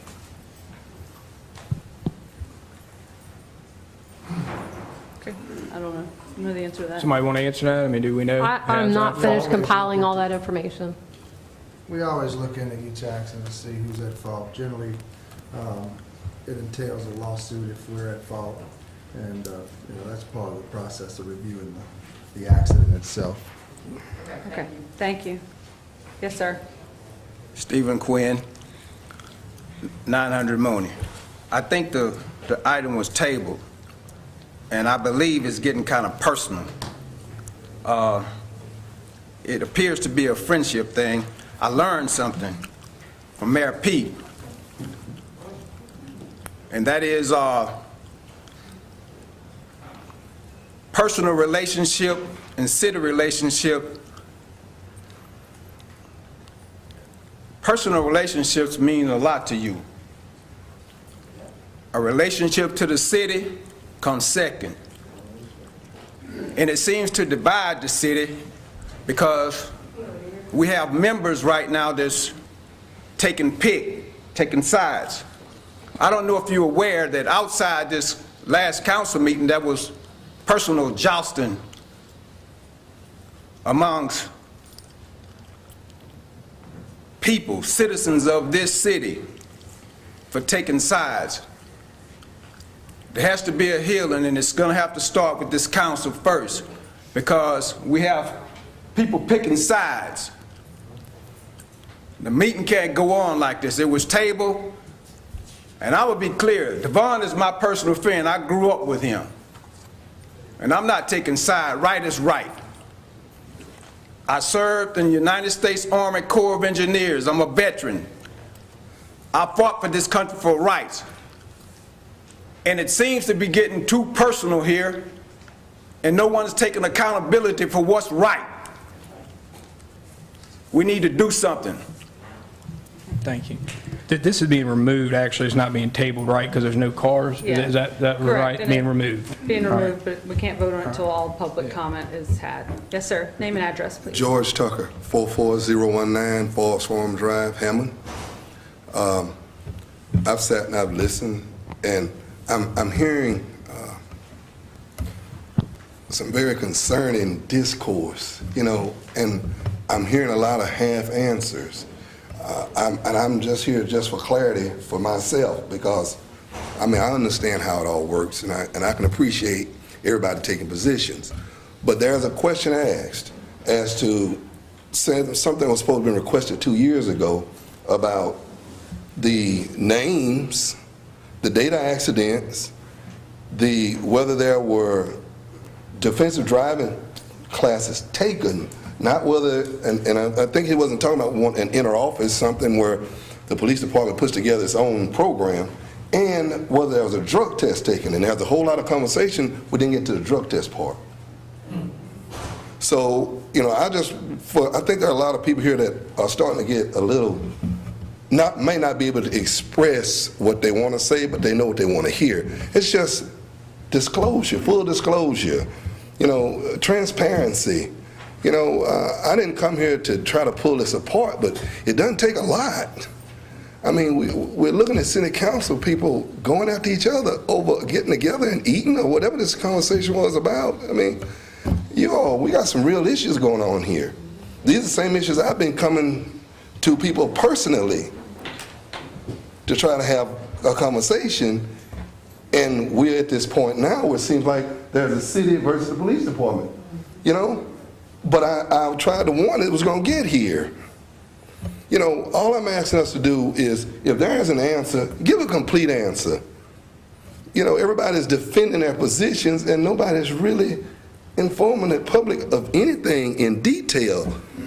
I just want to revisit one more thing and I'll be done. I don't know the rule of protocol because I don't do this. I like to deal with issues, not just conversations. But District 4 asked a question as it related to the Forbes. I live in Forbes Farm, Old Covington. He asked a very important question that got taken somewhere else. He wanted to know, from what I gathered from that question, was, we're spending all this money on a sidewalk. If you widen it, we're not talking about who's going to pay for it. If you widen it, you just ate up the sidewalk. The question was, what studies have been given or what decision has been made about, are we widening it? And he's talking about in the area, because I can see it between the railroad track and range.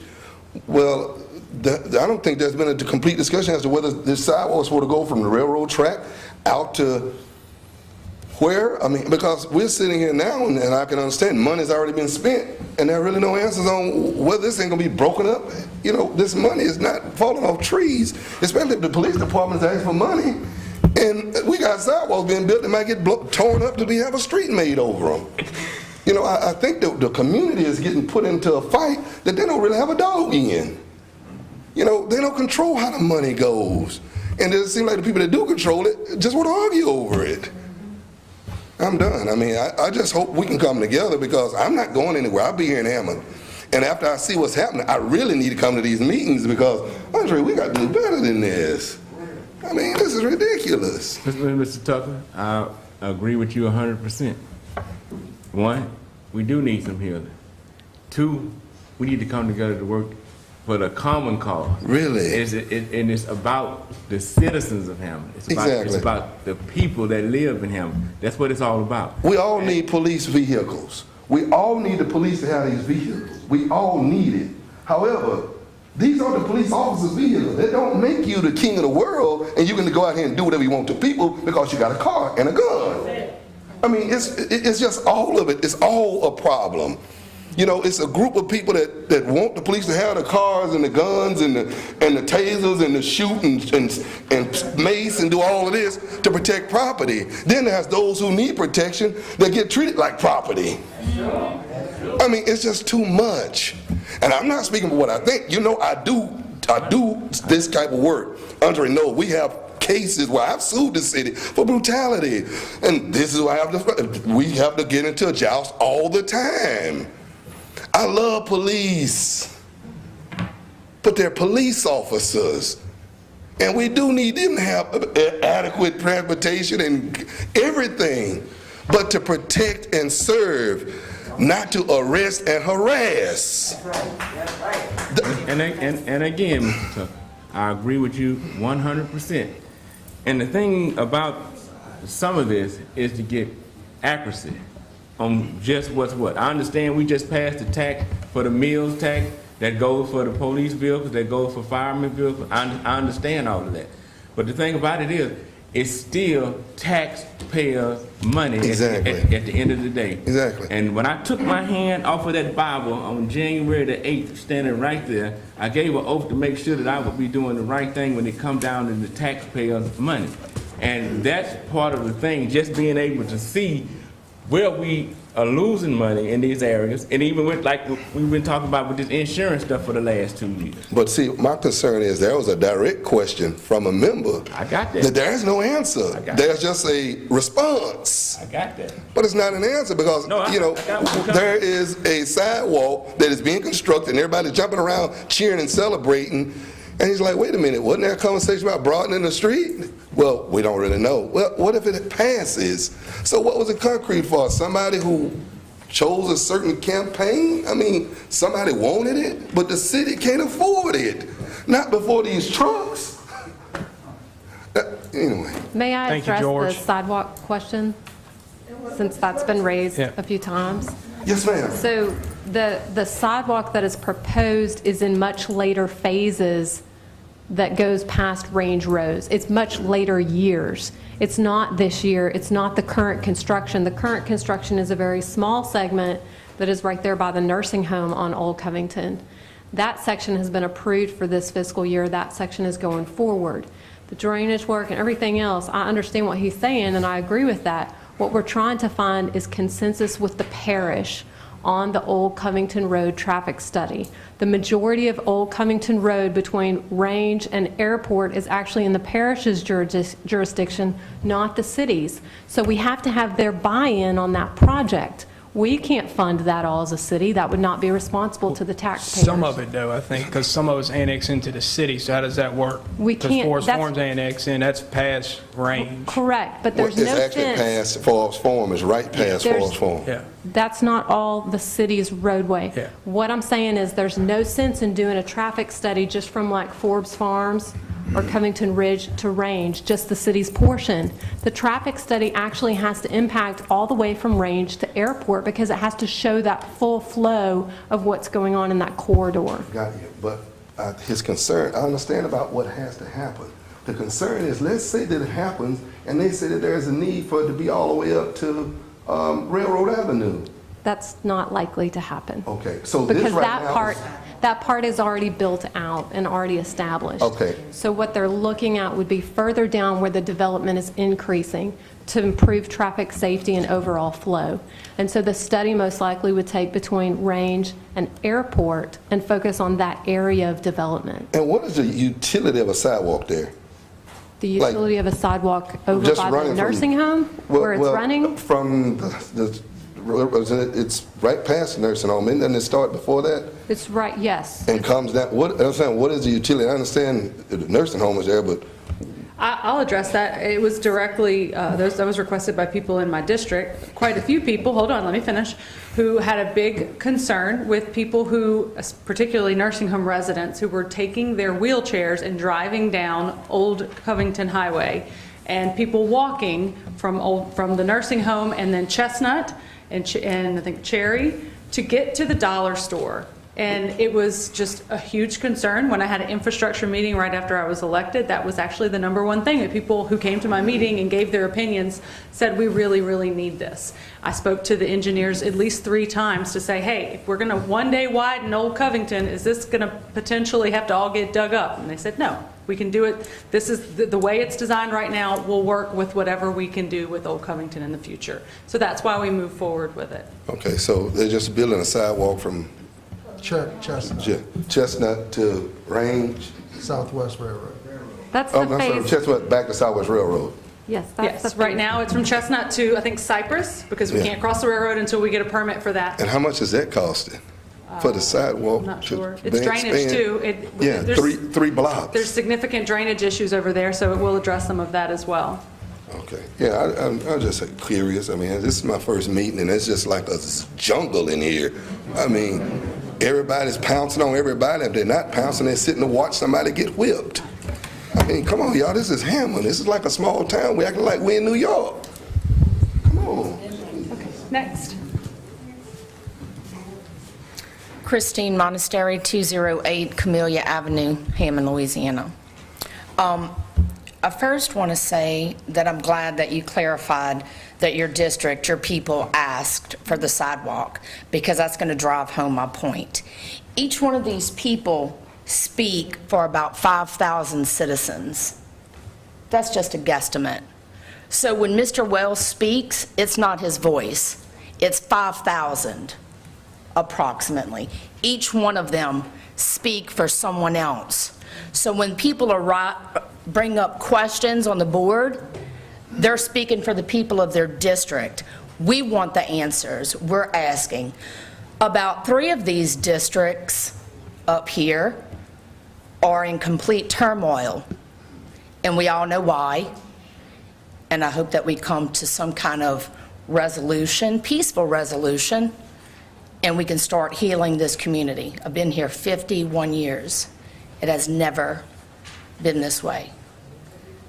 So that's all I wanted to say. Thank you. Thank you. Good evening. Good evening. I'm Charles Monastery, Captain Hammond City Police Department. Been here for 29 years. Just want to give you a little clarification on the vehicle situation. Unfortunately, we're not going to get them this year. but here's pretty much what happens. If you get in a wreck, okay, you will get drug tested, whether you're at fault or not at fault. You go onto a little list, like the chief said, you know, we try to do this quarterly deal where we give them that extra training in driving. So, just wanted to clarify that everybody gets drug tested when we get in an accident, no matter how simple it is or how bad it is, okay? So, maybe next year we can put up a better fight for the units, but I guess this year it's out. So, that's all I wanted to say. Thank you.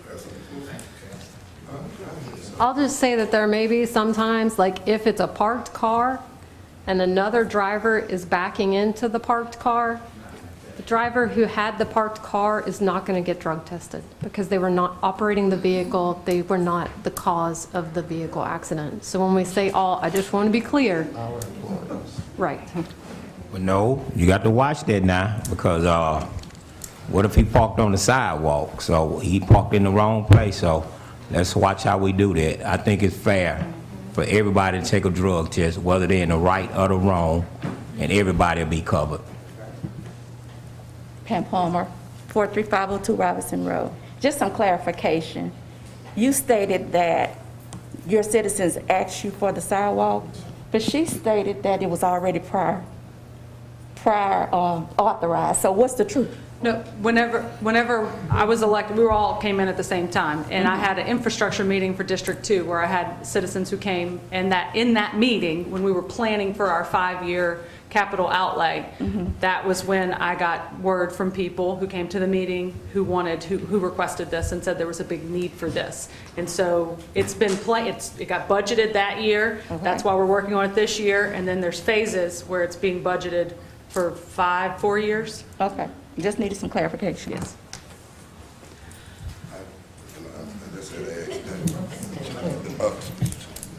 Captain, is it Captain?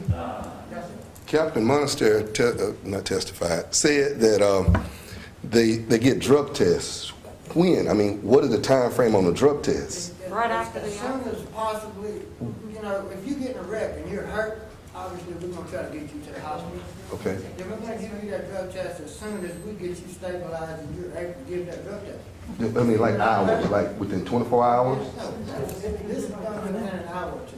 Okay. We try to do this within an hour. Okay, and if there's a positive drug test, then what happens? If what? If there's a positive drug test, then what happens? Well, of course, you know, you have repercussions. We're not gonna get that result right now. Okay, and who gets the information of the positive drug test? The HR department. HR, Human Resources gets it, because of HIPAA rules and all that other stuff. So whenever somebody goes and takes the drug test information gets sent to HR. Fortunately, we haven't had anybody who failed a drug test, so what would happen, I'd imagine they would take whatever disciplinary action would be after that. HR is the one that actually receives the results from the hospital. Okay. When somebody goes. We really need to move on here. Yes, you two, quickly. Anthony Giovango, 47635 Monticello Drive in Hammond. He would love the council to approve the purchase. I understand it's a table, but wanted to say that police vehicle is considered an office for the patrol office. For the patrol officer, you spend 12 to 16 hours patrolling and 3 calls for service. Properly working vehicles are vital to any agency and to the public. Okay, thank you. You're welcome. Nothing else, I'm going to close public comment. I make a motion to remove this item from the agenda. Second. Councilman Leon. Aye. Councilman Andrews. Aye. Councilwoman Gonzalez. Aye. Councilman DiViterio. Aye. Councilman Wells. Aye. Removed. Number 2, a request for proposals for legal services for city council attorney. Councilman Andrews. All right, I drafted up a resolution for a request for a proposal for legal services for the council. Whereas under Article 4, Section 4-02 of the Home Rule Charter, the council is authorized to retain its own legal counsel on any issue-by-issue basis. In furtherance of that authorization, the council desires to compile a non-exclusive list of attorneys interested in providing the council with legal services and desired terms, under which they would be willing to provide those said services as needed. Therefore, Be it resolved by the Hammond City Council as follows. A request for a proposal for legal services shall be advertised and promoted with responsive deadlines as other requests for proposals by the city are currently done. The request shall identify the city council clerk as the point of contact for questions to whom proposal shall be submitted. The proposal shall include the following. Identify the attorney or attorneys that will primarily be responsible for providing the services offered. Describe the areas of practice and or legal topics the attorney or attorneys will be willing to advise upon. 3, provide a desired fee arrangement, hourly, contingent, flat rate, if hourly, the desired hourly rate. 4, provide a resume or curriculum vitae for each attorney identified as being primarily responsible for providing services offered. And 5, any additional information that respondent believes may aid in the evaluation of their qualifications and or proposal. I want to say thank you for clarifying. That really helps. That was kind of part of our discussion last time, as we didn't really know what the scope of what we were doing here. So I appreciate that. Absolutely. Any other questions or comments from the council? I just want to say thank you, Andrew. Okay. Anyone here on this matter have questions or comments? Anyone from YouTube? All right, I'll close public comment. Pleasure of the council. I make a motion. Second. Who was second? Steve. Councilman Leon. Aye. Councilman Andrews. Aye. Councilwoman Gonzalez. Aye. Councilman DiVittorio. Aye. Councilman Wells. Aye. Motion approved. New business. Number 1, a resolution to approve Wingstop number 1748 located at 1712 Southwest Railroad Avenue, Suite 2, Unit B, Hammond, Louisiana to sell for low alcohol on premises. The owners are Gabby Wings Enterprises, LLC. Good evening. This is a new business and they met all the requirements. I'm asking for the approval, and I think James is here. Yes. If you have any questions for him. How you doing? How you doing? Good, good. All right. So anybody has any questions for the guy? His name and address for the record. Name, address? My name is James Garrett, and I actually reside in Houston, Texas.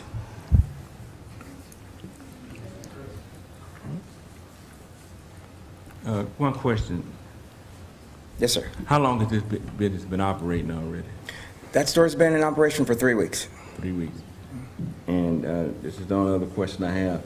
To your knowledge or anything, have they, for the license that you're asking for, to sell high-low alcohol, has there any been alcohol being sold within the last 3 weeks? Absolutely not. No, sir. Alcohol, it is very low. It's 1.5% to 2% of our sales. All right. Any other questions? Yeah. Just want to tell you, man, congratulations and welcome to Hammond. Thank you very much. All right. Good luck. All right. Thank you, sir. Thank you. Need a motion. Need to make a motion? Second. The first was Councilman DiVittorio? Aye, yeah. Okay. Councilman Leon? Aye. Councilman Andrews? Aye. Councilwoman Gonzalez? Councilman DiVittorio? Aye. Councilman Wells? Aye. Motion approved. Next resolution. All right. A resolution to approve the Rhine Cheese Shop currently located at 1307 West University Avenue, Hammond, Louisiana 70401, to sell high-low packaged alcohol at its new location, 212 Southwest Railroad Avenue, Hammond, LA 70403. The owners as the Rhine LLC. This is just a location change, and the person is here, Ashley, if you have any questions. So. Hi, how you doing? Good, how are you? Good, good. So pretty much we're just changing locations from one to another? Yes, I'm moving from university, well, I've already moved from university to downtown Hammond. Okay. any alcohol change, or it's... No. okay. Well, I had an on-premise license on University, but I want to change the package because we get a lot of requests for baskets and adult snack packs now with little bitty bottles of wine. So I can't sell that without a package license, so I had to choose. So I'm not going to serve by the glass, I'm only going to offer package. Okay. Can you Anybody? give us your name, full name for the Right, record? Oh, Ashley PK, and do you want my home address? Whichever Just- one you want to give. 20012 Twin Oaks Drive.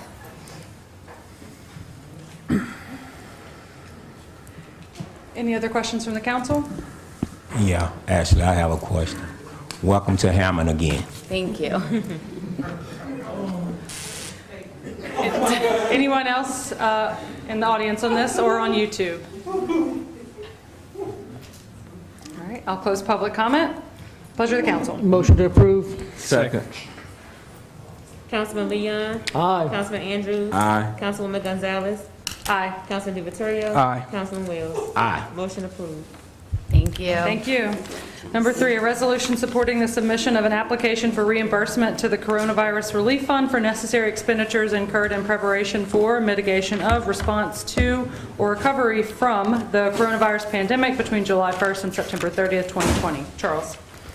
We've done this before. This is for our third round of funding through the Coronavirus Relief Fund.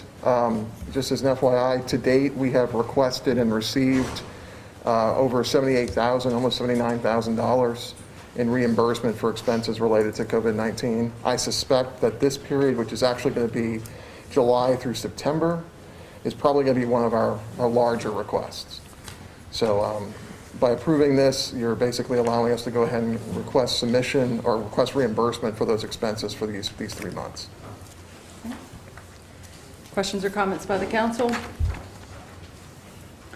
Anyone here on this matter? Questions in the audience or YouTube? I'll close public comment. Pleasure of the council. Make a motion to approve. Second. Councilman Leon. Aye. Councilman Andrews. Aye. Councilwoman Gonzalez. Aye. Councilman DiViterio. Aye. Councilman Wells. Aye. Motion approved. Thank you very much. Thank you, Charles. Number 4, a resolution authorizing the mayor to authorize airport consultant Michael Baker International to design the terminal apron joint reseal at Hammond North Shore Regional Airport. This $34,945 work authorization is to be funded entirely by the $35,000 grant accepted by Resolution 20-0908-14. Who's going to do this? I'll do it. Lacey?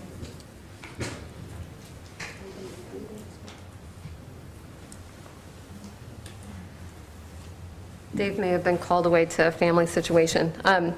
This is a grant that you accepted earlier. What we have to do in order to be in compliance with both the state and the federal funds is we basically give them work authorization by task.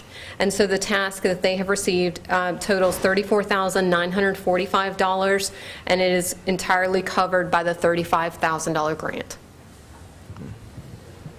Questions or comments from the council? Anyone here on this matter? Questions or comments from YouTube? I'll close public comment. Pleasure of the council. Make a motion to approve. Second. Councilman Leon. Aye. Councilman Andrews. Aye. Councilwoman Gonzalez. Aye. Councilman DiViterio. Aye. Councilman Wells. Aye. Motion approved. Number 5, a resolution authorizing the mayor to enter into an agreement with the Federal Aviation Administration for air traffic control services at Hammond North Shore Regional Airport. Lacey. I'll take this one also. This is something we have been working on with the FAA since the tower was fully constructed and operational. It does not change anything about the tower's operations right now with regard to the personnel being the Louisiana Army National Guard that operates the tower and functions as the controllers. It does not change the hours. The hours remain the same from 8 to 6. But this basically outlines that the FAA will now begin reimbursing, partial reimbursement for those salaries paid by the Louisiana Army National Guard. It also expresses that we will receive specialized equipment to the tower at no cost to us as a benefit of participating in the FAA contract tower program. So there are no changes to the overall operation of the tower or the hours or the personnel.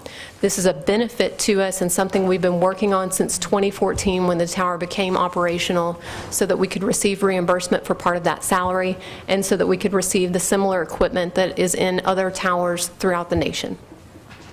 David's here. Oh, good. He wants to. Did you want to say anything? Okay, that's fine. Any? I apologize, everybody. Thank you, Lacey. Yeah, I'm here if you have any questions for me. Any questions or comments from the council? All right, anyone from the public? YouTube? I'll close comments. Pleasure of the council. Motion to approve. Second. Councilman Wells. Aye. Councilman DiViterio. Aye. Councilwoman Gonzalez. Aye. Councilman Andrews. Aye. Councilman Leon. Aye. Motion approved. Number 6, a resolution to ratify and award bids received 9/22/2020 for Mooney Park improvements. Chuck. Yes, ma'am, you should have these hyperlinked, or maybe they were, maybe it's paper. I had to move the bids to, today I had to issue an addendum within 72 hours of the original bid opening, which was supposed to be last Thursday, and we opened them this morning. And we, as you can see, we had 10 plan holders, we had 4 bidders. They all got scared because I was told that we were going to bust the budget because of, since Laura, there's been a lot of metal building, pressure on the metal building industry, and they've all run all their resources to West Louisiana, and therefore you couldn't get a metal building without paying a premium. So apparently a couple of them got good prices. We have 2 in the budget, and I do recommend an award, but I do want to recommend it subject to approval by the state, because there are land and water funds coming, and we have to make sure this is going to be not going to impact those future land and water funds. This is all city funds, but it's still a land and water control park. So if there is a question, I'll be glad to ask it or answer it. Ask it too if you want. Everybody else is asking them. This is the second phase of the 3 phases we're doing with city funds. First phase was there. Restroom building, which was done in-house by the city, by CC and Robert and Guy, the mayor, steering them to put in a metal building, a concrete restroom building. That's already underway. It was awarded in August. This is the second phase. This is a brand new pavilion, basketball pavilion, very similar to what MLK now has, and a new parking lot, which won't be paved till after the restroom building's in place. The third phase will be the upgrade or the renovations to the splash park to kind of make it a first-class water park, similar to like North Oak Park. So this is the second of those phases that are being done. Anybody have any questions about what we're doing? Yes, sir. One question, Chuck. What did you mention about something with the state? I didn't catch all of that part. All of our parks at one time or another have received Land and Water Conservation Fund. That's a federally funded project. It's handled by the state. There's 50-50 match. I think 250, is it 250 or 500, Charles? Is the match. So we put up money and the state puts up money, and you leverage funds to get a lot more for your bang for your buck. But in order to do that, they have to evaluate anything you do in that park. They're scared you're going to take their money and then maybe go do something else, or maybe it's not really going to be conducive to recreation. So it's called Land and Water. There has been Land and Water at MLK. Right. They're also scared that you might take up green space. So having the playground is part of playing in park and green space as far as they're concerned. Parking areas are of concern. They're a little tougher to get approved. And if I'm not mistaken, you did say something about making a recommendation, but you would not make a recommendation. The recommendation we award subject to state approval. Right.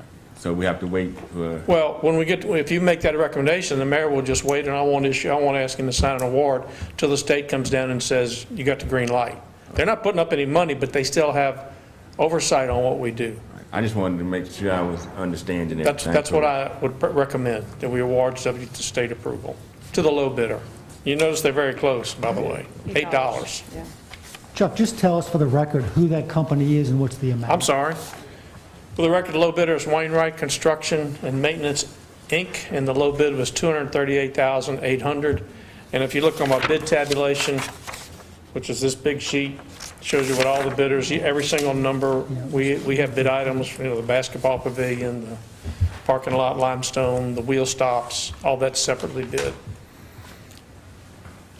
So I recommend awarding to the low bidder, Wainwright Construction, for the low bid in the amount of $238,800, subject to state approval. Questions or comments from the council? Anyone here on this matter? Questions or comments from the public or YouTube? All right, I'll close public comment. Pleasure of the council.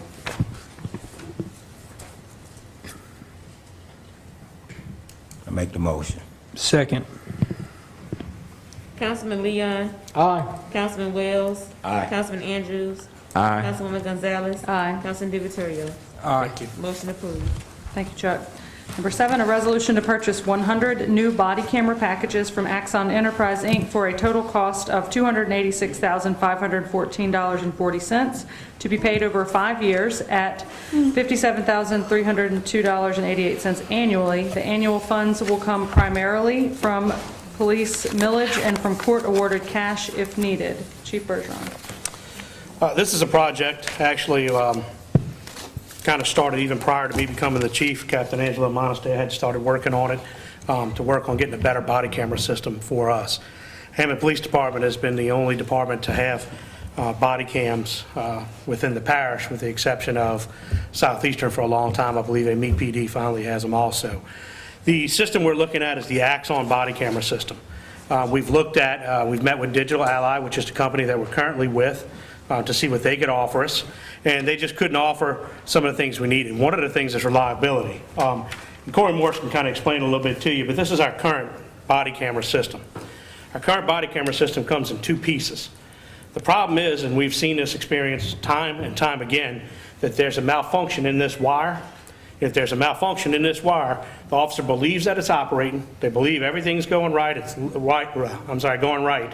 It's lit up red. Everything's appropriate. But then when we try to get video, the video's not there. This is something that we addressed with Digital Ally.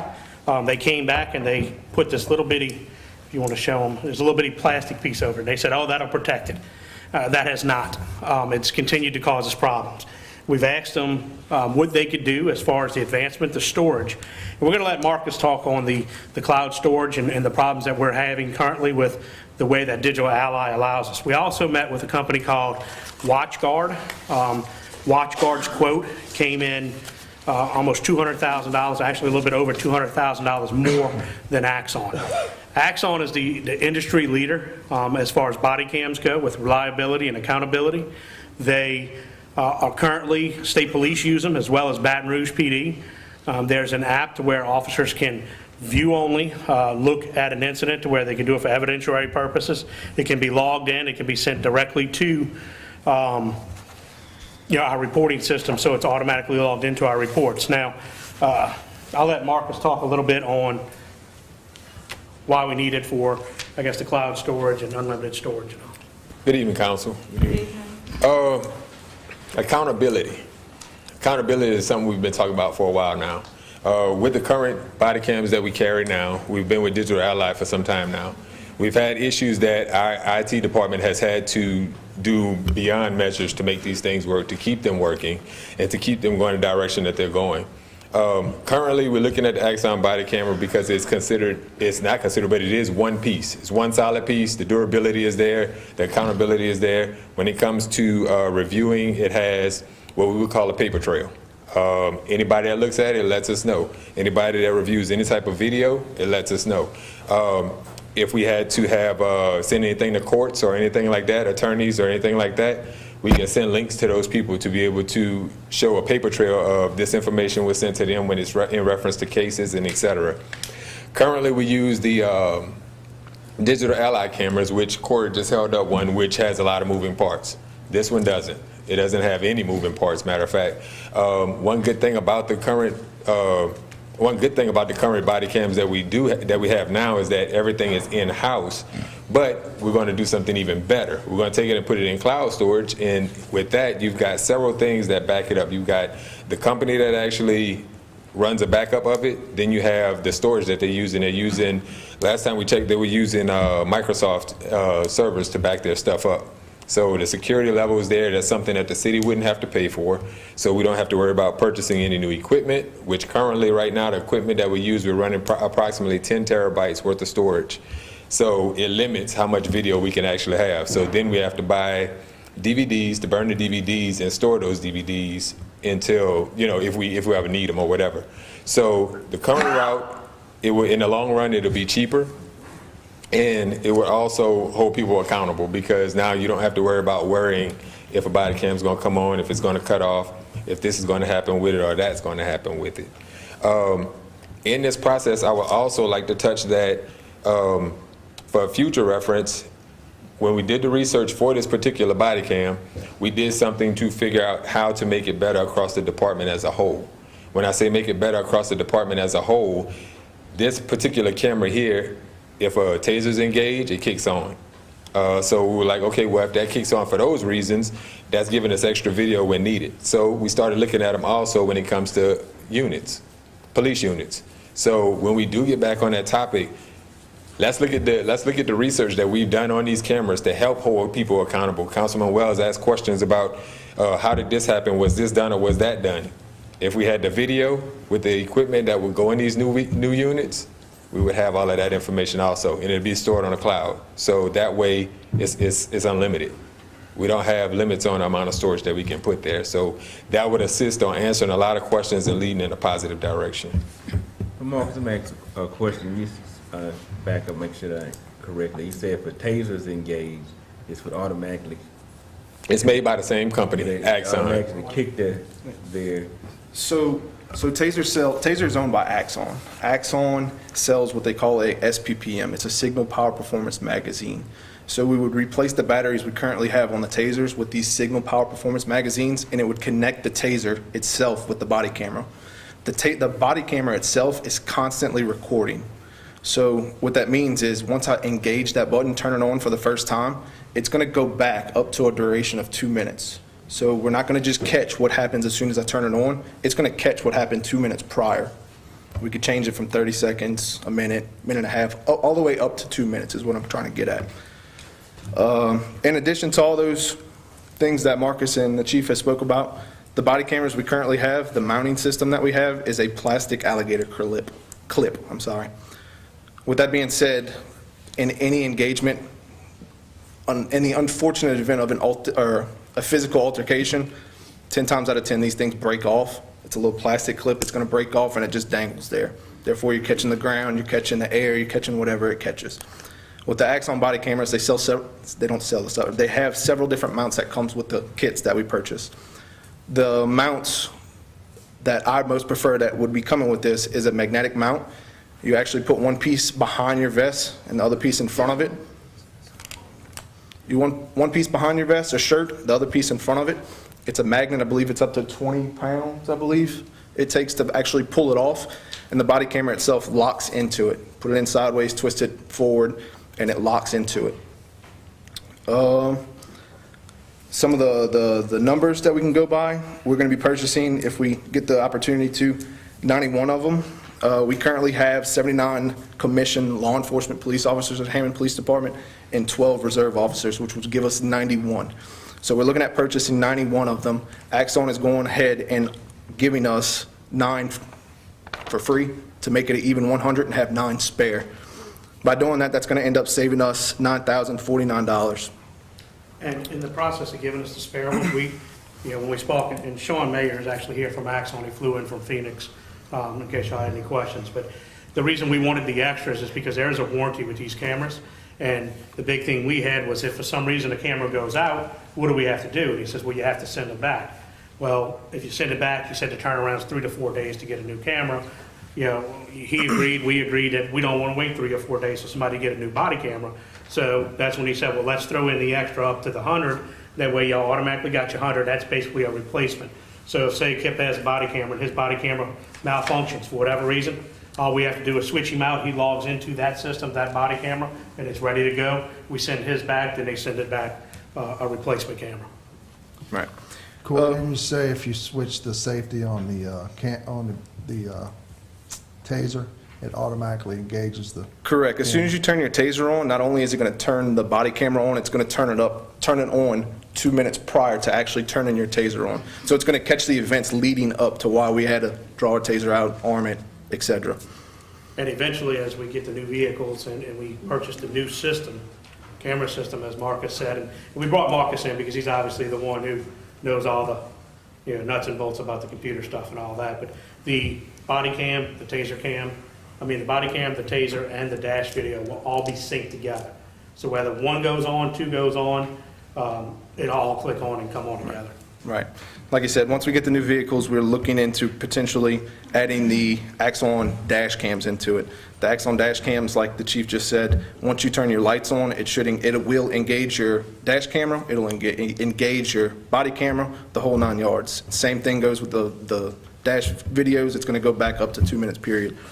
And lastly, the price that we're looking at right here, it's also going to include 4 admin licenses, which allows 4 people at the department, the chief and admin, to go back and review everything when need be.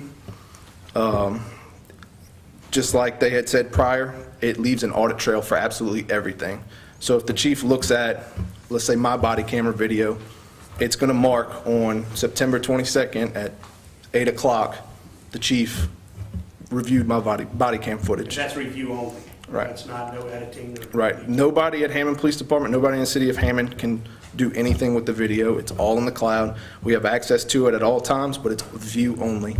So the ones we have right now, they don't have those features? To my knowledge. No, currently right now, Marcus has to save everything on the server. So what happens is basically an officer goes on a call and he believes it's recording and not recording. That officer has no way to check his camera to see if it worked or didn't work. Part of the Axon system, they offer an app to where the officer can view his video for when he's writing reports for evidence purposes. But no, Digital Alley doesn't offer those things. They offer, basically, we got to save it and do it all ourselves. They don't offer an evidence platform that's the same as the Axon platform. So how are we able, so the system we have now and the system that you're all looking at getting, I'm in favor of cameras and body cams. So me asking these questions aren't me, in any way thinking they're a bad idea. I'm just trying to get a little, clarification on the difference between the old one and now, and also how do you, are you able to, the officers able to turn the system off that they have now, the body cams now, are they able to turn them off and turn them on whenever they want to turn them on and off? Yes, and the difference with the current system now is an officer can turn it off and on, but there's no log that is kept on what they did. The Axon body system has come through and they've really worked on accountability for the officers. That way, if I have a camera and I'm off and on during a call, it'll show that, hey, I had this off cycle, I had that on cycle. Now, is there any policy in place for officers that turn them off when they're going into a incident or maybe an altercation or a call? Yeah. Is there any policy managing? Yeah, and I believe Yeah, well, I don't have- I think we they sent said it- that, but I mean, so Yes, I didn't there really is- get any disciplinary action, so there's none of that's been. So there is a policy, and Andre obviously handles a lot of the legal things with the department. And I will tell you, the reason there's no disciplinary action against officers right now for not using the body cameras, and Marcus can actually talk about this better than we can, is because we have no way of proving whether the officer knows his camera was functioning or not, because it kept breaking. And that's something that Marcus has really been working hard on trying to figure out with Digital Alley. He's met with them time and time again, and he's like, look, we've tried, they can't fix their problem. So the problem is we have no idea to be able to prove with these current systems. Now, because of Axon, the way they make it, it's a single system, right? Every time they hit a button, it's logged. They know if it came on or didn't come on. Right now, an officer turns that on, they don't know if it's working or not working. They would think it's working, but if it's not working, there's no way for us to prove whether he actually turned it on or not. And this is a system that, I would say the equivalent of it's like an iPhone 5. These are the same cameras. We've been having them for, I think, almost 6 years now. We've never done any upgrades on them throughout the years? They never did, no. Only upgrades that they had were firmware updates to the current cameras that we use now, and they also made a change which they call a stovepipe, and that was to try to keep the connection from being movable, and that's what they built this little frame for, to keep it from being movable so it wouldn't short out, because we found that was where some of our issues were coming from. So currently, this is what we have now with all these movable parts. we'll be going to something that's all in one. So it's no movable parts, there's less area for destruction, and even if it's something that somebody takes off nightly as they take their uniform off, with this, you've got too many components that get pulled and stretched and this and that. With this, is one deal. Yes, sir. So with this new system, excuse me, so with the new system, you stated that if, let's say for instance, they pull the taser and it connects and it engages and it turns off, it'll be able to pick up that it was turned Correct. off? So the good thing with the taser deal is it has a 30-feet radius. So if I turn my taser on and every single one of us are right here and we all have a body camera on, it's going to turn on everybody's body camera. Okay. That way, and it's not just going to turn it on, it's going to backtrack it, like I said, all the way up to 2 minutes. And that was, Taser had cameras for a long time, but the problem is when you pulled your Taser, as soon as you hit the switch, then the camera started. So one of the ways Axon fixed that was they said, you know, by the time you turn the Taser on, you're pulling the trigger usually to tase somebody. The way they fixed that was they changed it to where they integrated the Taser with the body cam. That way you get 2 minutes prior. So you see the incident which caused the reason for the Taser to be used. One of my questions is right now we have a policy that you guys said that data is only held for 90 days unless it's a major incident. Since we have unlimited storage, will you change that policy so that we keep everything? Marcus works on our IT policy, so I'm going to tell him to. Currently, everything, the way that the policy is set up, Lacey and I briefly talked on it. The policy really doesn't need to be changed because the data is not going anywhere. Currently, with the way that Axon is set up, our only concern was that if we were ever to part ways with Axon, what would happen to our data? And with that being said, they give us, I think it's a 90-day time frame where we can actually get our data, move it to our own in-house storage, and move on. But as it's set up right now, that policy really doesn't need to be changed because if we needed the data, we can go back to it. But it's still in place if we ever go back to another way. So you guys can't go in and remove the data from their server? No one can. Okay. No one from the city of Hammond can go in and do it, and if we have to go through Axon, it's like an act of Congress to get them to do it, along with documentation probably from God knows who. It's going to be a lot of people because you have to have a reason to want to delete something. What we'll do is just make sure that it's aligned with our state record retention schedule. So that's held by the state, it's approved by the state. We'll just make sure that our policy here and the new data retention is also reflected in our state schedule. Right, and as far as the policy goes, I don't have it in front of me, but I believe it says it will be held for a minimum of 90 days. It doesn't say it will be held for 90 days and we're just going to start deleting it, but it is a minimum of 90 days unless it is a major event. This is Sean Bayer. He's actual representative from Axon. Do you have any questions for him? I believe the mayor had a question for me. Well, I just wanted to bring you up, and obviously they must have done a pretty good job presenting it because you didn't have to come up. So is there anything you'd like to add? I think one thing I would clarify, the 90-day time frame that Marcus was talking about is not limited to, it's free, like we would help you get your own data. You still own it, always. We never ever own it. It's yours. And if somebody were to try and delete or like scrub data, yeah, it'd be pretty impossible. Even if there were, like, say a child's face and we had to redact the child's face for the sake of, legality purposes, I don't know what the state law is on that. We always keep an original copy of the video footage. So you'll always have an unedited version front to back forever, as long as you keep it within your own retention policy. So, just wanted to clarify that. So I guess, Marcus. Yes, sir. So, in the process of looking at these cameras, so you're gonna have all the technology you need to be able to operate these cameras? Yes, sir.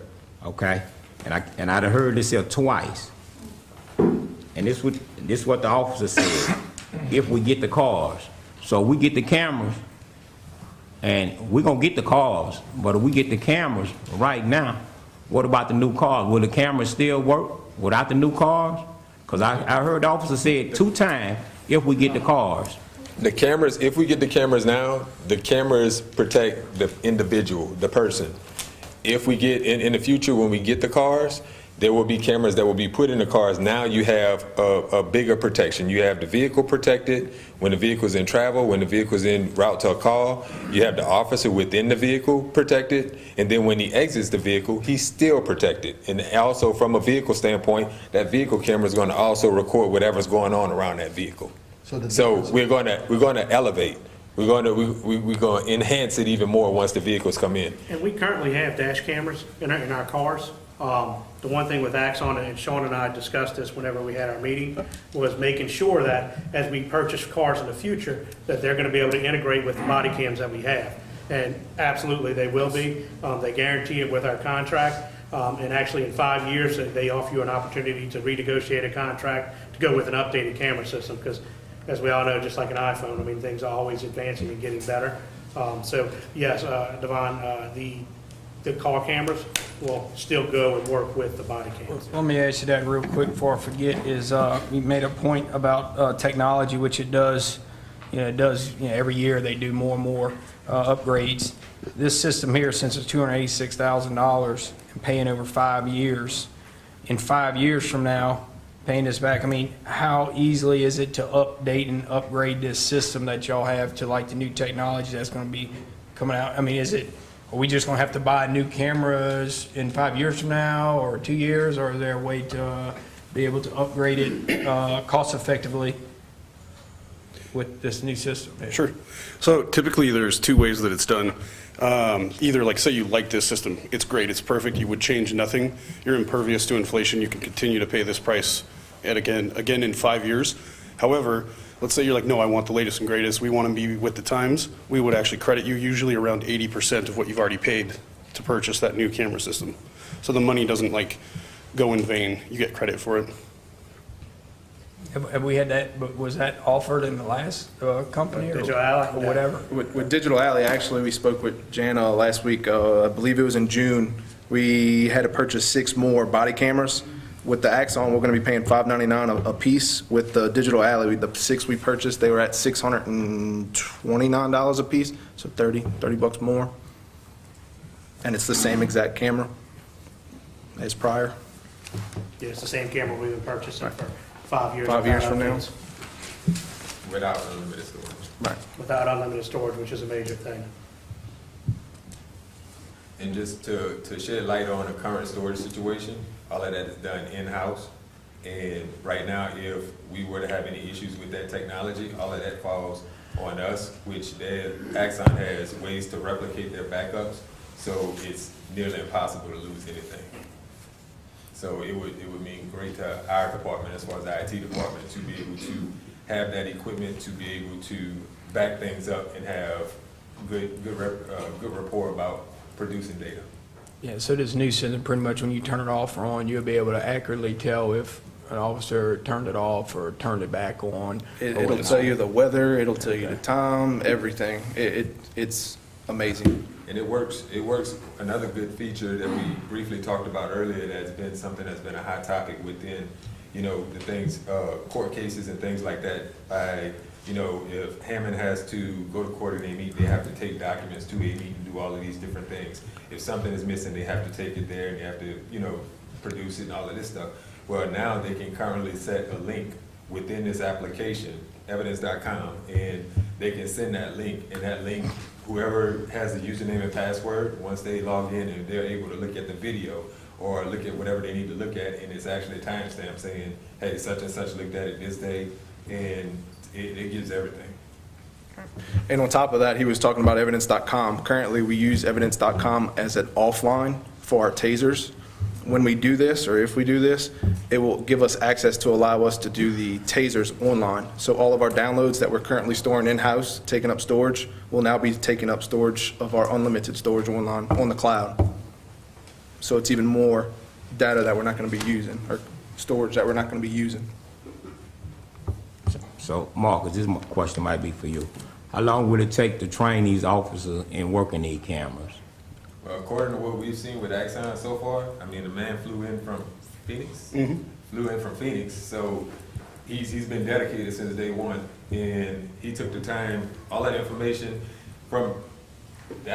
I gained from Axon was just the basics to be able to compare other models to be able to talk with Chief and Corey about direction we should go with this. And all the stuff we brought to you today has been given to us by him through sessions where we sat down, where he went through step by step and getting us to understand his product. And I'll tell you, one thing that happened with the past digital about Ally cameras, and I know Corey can attest to this, they just give it to you and say, here, go read a manual. Right. That was one of the things when we met with Sean first off, was we want somebody to come in and train our officers. So not only is he gonna come in, they're gonna train everybody within the department, but he's gonna do peer-to-peer training too. So he's gonna make, Corey's gonna be a certified trainer with the Axon body cameras. Something we've started as an orientation program for all new employees for our reporting system, and this will be the same with this, where Corey and a couple other people actually go in and train those officers if we have new officers after the fact of the purchase. Thank you. And Sam, you asked earlier about cost. Currently, right now, Chief and I were in discussion about the current system that holds the video for the body cams and dash cams right now. It's about full. So when we get ready to start looking at something else, the kind of money that we're looking to spend with Axon is going to be close to the same thing to get the right equipment to replace what we currently have, but we'll still be in the same predicament. What do we do with the old equipment? The old equipment, it's ours, we own it. That could be something that either could be donated to another agency, possibly that needs it, to try to help out other agencies, or we'll Company buy it back or anything, or any? We won't be with that company anymore, so they probably won't buy it back. It'll end up in Tick-Fall. I'll tell you, Independence called also. Or Janet could surplus. Right. Oh, we could surplus. Right, gov deals? All right, any other questions from the council? All right, anyone here on this matter? Sure, come on up.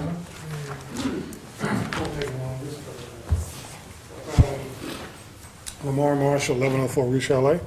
I was going to suggest, I understand you were talking about the replacement plan for the equipment. I think you mentioned 80% rebates. I would suggest that we add that to the contract, so that the contract also includes the replacement plan, so that when you get to that point, you already have that established. So, I mean, it's nice to say it, but it's also good to have it in writing. How long, before you said, how long would that last, or y'all honor that the whole 5 years, or how? Honestly, it's really going to depend on where we're at that point in time. So that's what. So he is right. I don't know where to specifically put that. Right. So I would suggest. Historically, we've done that for every. That's a good thing, and writing even makes it even better. So that's my suggestion. The second thing I just want to ask the chief was, you mentioned that we don't have a policy on reporting the use of a camera, or if a camera's on or off, because we can't control the equipment. No, I don't understand. Yeah, I think you said that, so the policy is that we have to have a camera on. Is that right? Yeah, with the citizen contact. But, and because we can't, because the equipment's not reliable, then we're not utilizing the policy, is what you're saying? No, what I'm saying is. Because that would be problematic. Oh, it's definitely problematic. I'm going to put my mask on. No, so. that's fine. No, my mask is here. If Marcus can actually explain that a little bit better. Well, I would think it would be an HR issue from my perspective. If you have a policy that's required by law enforcement to use, and because you don't have reliable equipment, you choose not to use the policy. I'm just thinking that, can I finish? I just think that, I'm not being rude, I just wanted to finish my comment, because I want to make sure you understood what I was asking.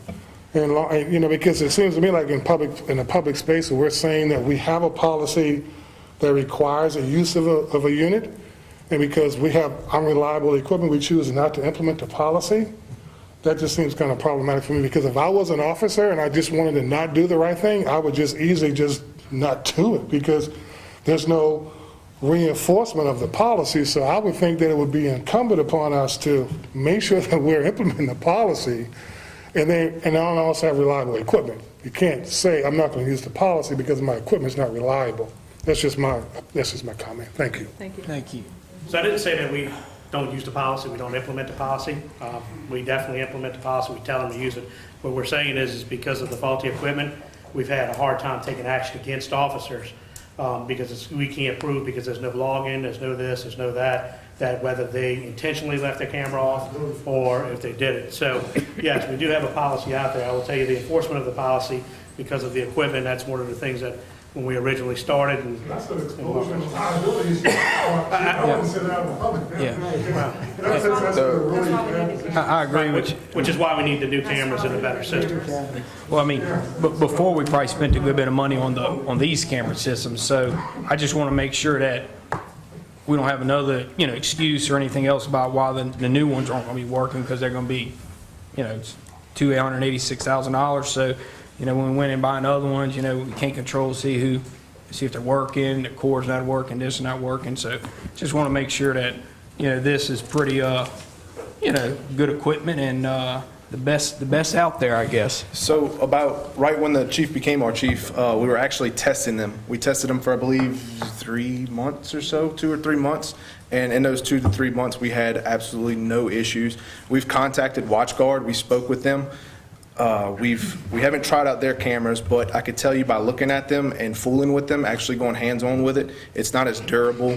It's $200,000 more expensive, which is a turn-off. And then it did not give the officer the capability of actually reviewing their own footage. Therefore, accountability again. And I think the best test market we've had is State Police has been having Axon for a long time. And we've met with them. I met with Major Riles and talked to them about their system and how they operate, as well as Baton Rouge PD. One of the things that's real impressive with the Axon system is the low light recording to where at dark, like Digital Allied, it's kind of hard to see. At nighttime, to where Axon you can absolutely see. So, I would tell you that this system, because it's being utilized by State Police as long as it has been, I believe it's definitely tested and evaluated and probably better of the system. We have some other public comment. Good evening. Good evening. Paulette Abel Walker, 543 South 2nd Street, Ponchatoula, Louisiana. I am the president of the African American Women's Network. Also engaged with the NAN, which is the National Action Network, with Reverend Sharpen. Number 200212227, I'm here to give a report and to get information on your body cam that you're going to purchase.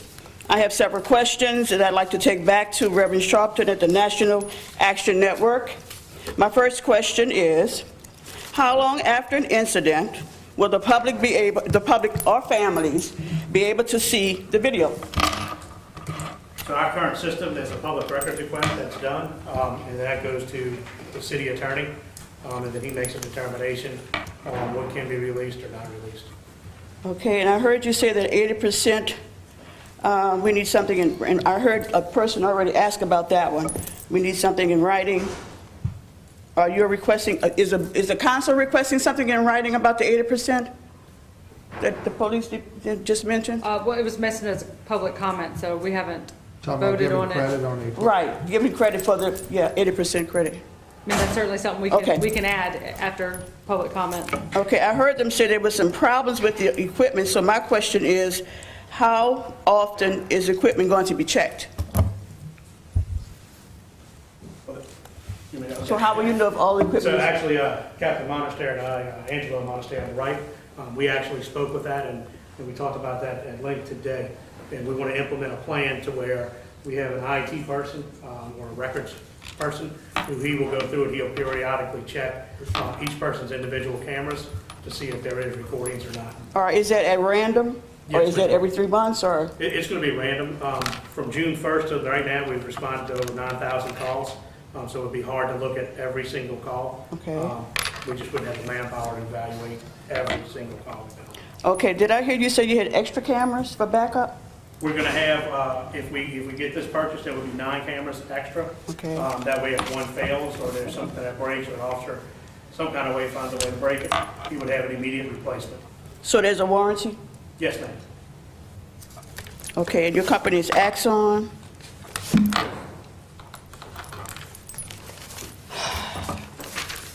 Okay, I have to read the statement from Reverend L. Sharpton, if you don't mind.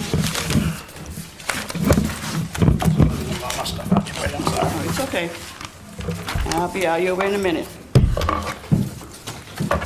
Here's a statement from Reverend L. Sharpton at the National Action Network in reference to body cameras. First of all, I am to say no justice, no peace, because that is the motto of the National Action Network. It works to ensure that all violations and injustices for those whose rights are violated are brought to justice. We stand by the NAACP, the Urban League, the African American Women's Network. We support the police departments and applaud those cities who have offered training to department leaders and those in the field. Again, we want to thank you for putting this on your agenda, for making sure that you have purchased body cameras, and we want to make sure that those body cameras are effective and in use for all police officers in Hammond. We also are going to be asking that this be done for the entire parish of Tangipahoa. Once again, I am Paulette Hebert Walker, a representative of the African American Women's Network, Louisiana, Tangipahoa Parish, and a member of the National Action Network under Reverend Al Sharpton, and thank you so much for your attention. Paulette, I think also the police officers is always asked to be able just to see the camera footage, not to be able to do anything with it.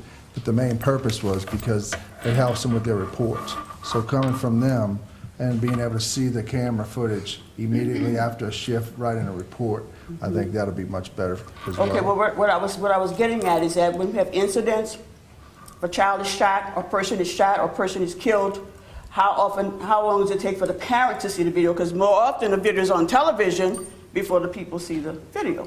So that's what the question is related to. Well, timely, as far as being timely with the records requests, we're, what is it, less than a week and a half, week? You know, it depends on what our log is of how many, requests we've had, but it's not really that long. Okay. Miss Paulette, I know you don't know me. I'm Devon. Hi. And look, this is what they have here. They have, I think, 750 signatures about the body cam. This is something that I'm gonna let you explain. Right. The Urban Market Experience held several fairs here in Hammond for black businesses. And during that expo, there was a petition signed, over 700 signatures signed for the body cams. And so when I came to the meeting tonight, I was already told that the board already had them. That's why I didn't request from you, because I know you already had them. So these are the signatures of citizens of Hammond, Louisiana, that have signed this petition for body cams. And when I came to the meeting and I saw it on the agenda and the resolution already there, then that was a good thing. Because if they had not been there, then I would have requested a meeting so we can talk about the body cams. So I will take these copies. You have any questions? No, ma'am.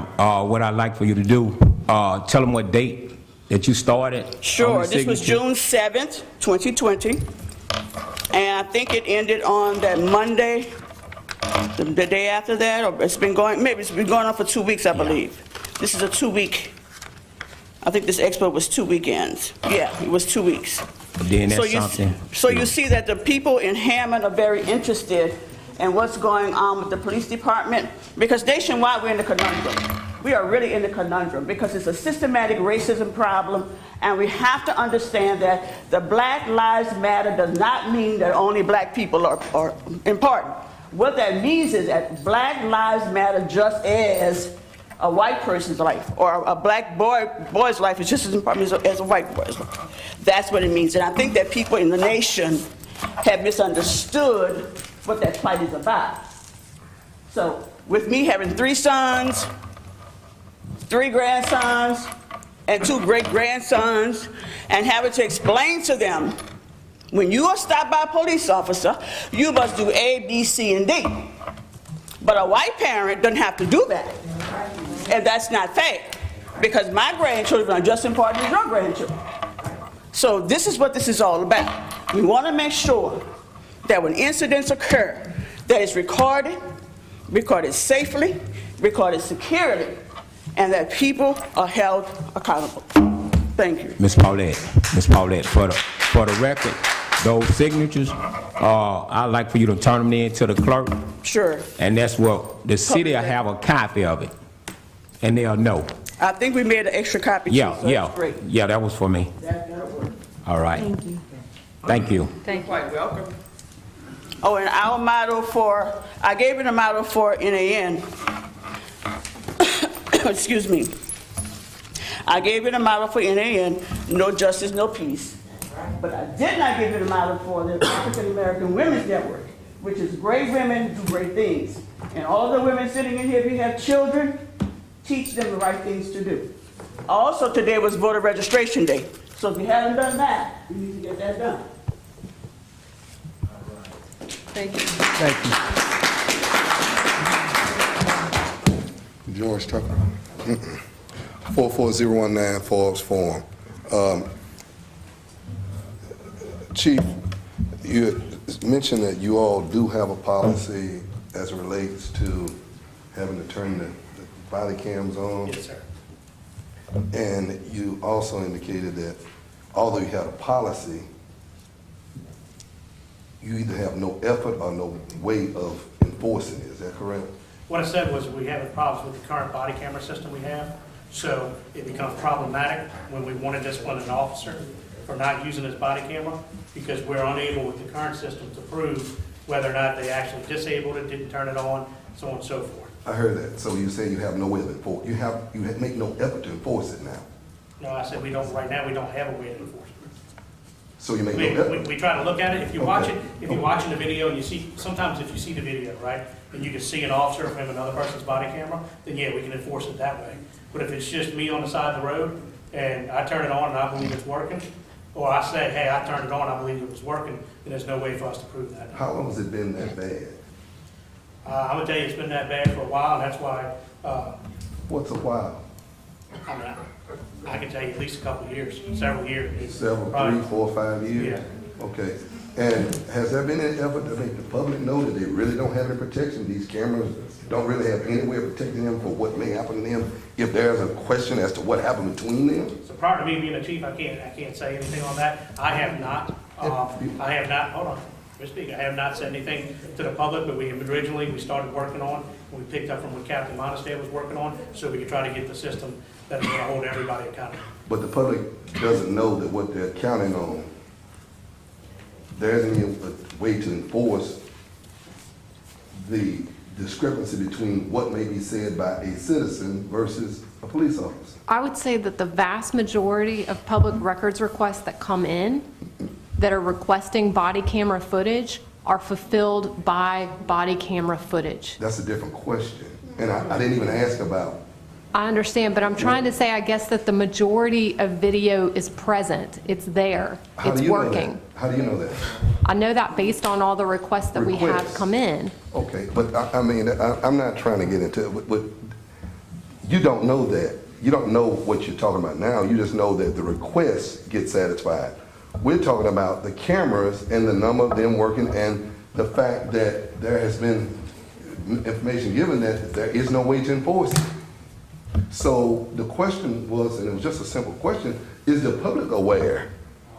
That's it. Just does the public know that this thing that they've been paying for, because it's been bought before, does the public know that there has been a policy in the police department based on what their limits are that we don't have a way of enforcing it, because that may be more expensive than replacing it, because enforcing it means you have to check each one.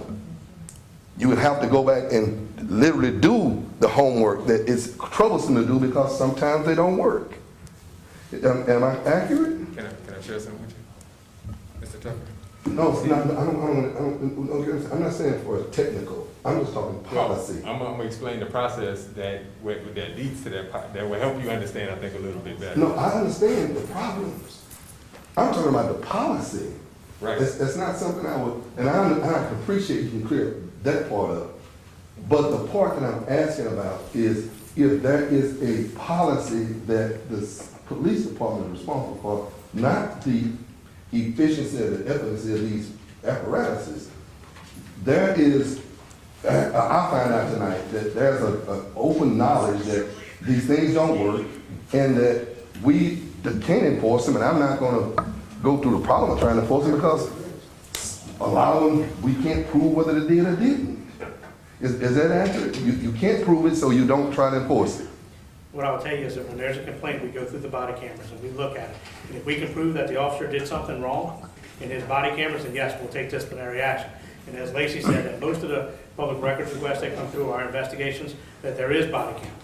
But if there's a way for us to prove that the officer did something wrong, yes, we will take action against him. The whole purpose of us coming forward, us been working for the last 15 or 18 months, or Captain Monastery for the last 2 years, and when he first started working with Axon, the price was a significant amount more. We've been able to bring it down to where we can get the more reliable system. Is there a problem with it? Yes, and that's what we're here to do, try to fix it and correct it. Exactly. And I would just believe that based on the climate now and the things that people have been able to realize are actually happening between community and police interaction, that it would behoove the community to know that there is a big problem within the police department as it relates to the cameras. Not just an inter-office conversation, because they're skipping around here thinking that if something gets out of hand, they got the camera. And you're letting us know that, no, you don't have the camera. That's a fearful position for those of us who have young sons. All right. That's Mr. Tucker, frightening. Mr. Tucker, can we move on? Yeah.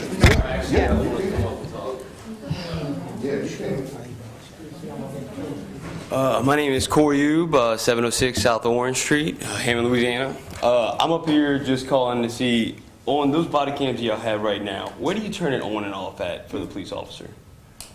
Correct. So when they have it on, they have to come across their side to press it, correct? Depending on the situation. Right. So I'm only up here because I've seen it firsthand, the instances of it. So my fiance was hit on South Cypress and 190, and she was going across. Well, it was a guy blew a red light. He didn't have anything on the cameras, whatnot. So anyway, the cop came out. My fiance saw. They knew each other. Because when they came out, hey man, how you doing? Where you from? How's it been, man? Where you working at? Blah, blah, blah, blah. I'm working in Cameron. Well, he wasn't working in Cameron now. But that cam that I put in forward, and it came back, that there was nothing. So my question is, if we're buying them for them, and they're able to turn them on and off, why are we buying it for them? Because it's not covering everything. So now, what it already caught was that already knowing you and that personalization of knowing who you were, because we got the runaround the whole time. So I don't understand if we're going to buy new cameras, why they're not working. Like if you could turn it off on that side, I just kind of want to see ahead. If I put a whole hour in there and they're not able to send me something back, well, that just shows that it hadn't been on at all. So I don't understand how we couldn't get that. That's what I'm trying to figure out. Okay. All right, so the current cameras that we're asking for now, correct, is going to hold accountability. That's the first word I stated when I stood up here. Yeah. In that accountability, what that brings us is that, to answer what Mr. Tucker was saying earlier, which I understand you asking about policy. No, I got cut off and told to move on. Right, but let me share. I'm just trying to let everyone speak so we can get out of here. So what I want to Get share on with the you is meeting. that when an officer comes in, the current cameras that we have now, when they come in, they have a docking station that they put these cameras in. That's how the cameras, the faulty cameras are found. When those faulty cameras are found, it comes directly to my department to get those cameras replaced. So even if the officer turns his camera in and there's an issue with the camera, it doesn't push up. So it throws off an alert to let us know that there's an issue with it, so we get those checked. Now, when it comes to policy, yes, that's what you asked about. I can't answer that. But I want to give you an understanding on how the equipment works when they bring it in and they put it in. That's how we find the faulty equipment. We're not depending on that individual. So if somebody came in and made a report and said, hey, they should have video because he had it, and then we go to that camera and that camera is not there or it's still there, if it's still there, that means we have an issue because he didn't turn it on. If that camera is not there, 9 times out of 10 it was faulty, it's been pulled and it's getting repaired. It's being sent off to put another one in that place. Now, what happens after that? That you're right, I couldn't answer that for you, but I wanted to give you an idea of the process when an officer brings it in, how we pick out the faulty cameras when they are actually put in the docks. And I guess if I'm allowed, the she's talking to me, is that okay? Sure, if we could. That gives you the discretion to say that a camera doesn't work, but I won't get to talk to you. I understand. I get to talk to one of them, and one of them can say the camera didn't work. And how will I know? Because that's a standard excuse. Mm-hmm. The camera didn't work, and it was out of commission, so they don't owe me anything within the department. Yes, now, what they're saying they're going to do, we would have to depend on that. But the same department didn't even, at one time didn't even allow internal affairs complaints. So I don't have any confidence in the fact that I'm going to have them with the discretion to tell me what did and didn't work. You gotta understand what I do for a living. You I gotta understand. understand that I have a very long relationship with this department. Yes, sir. So when I'm hearing these things, I'm just saying, hey, let's just make it what it's supposed to be. If there's a policy and you're not even enforcing your policy, you don't get to talk to me. I don't get to tell you I need that, do I? But public records requests do come through me. No, I'm not talking about. What is the standard SOP for electronics? So like if they do get in trouble and there is like it's not on, what would be the disciplinary action y'all would take on them? It depends on what general order it falls under. Traffic? I think in the past, and this has been, we have not had any incidents in the last 2 years where an officer has been found to not have their body camera activated, but I think in the past, and I'm working off the top of my memory here, I think there were days of suspension offered for that officer for not activating properly their body camera. That's fine. Is that what your question is? My question is, yeah, what is there's a standard operation, so either way, I mean, I guess it's different tiers of like what you get stopped by, so. Well, if you don't use it, it goes to a category 1, category 2, category 3. Right, that's what I meant, like Depending different on severities of the discipline and actions. where it is, right. Okay. So, I don't have the actual categories with me. I Okay. just have the policy that says when they're supposed to have it, when they're supposed to put the, turn the camera on and all that. And who checks to see that every officer, when they first come on the duty, has the camera on? I mean, has a camera with them?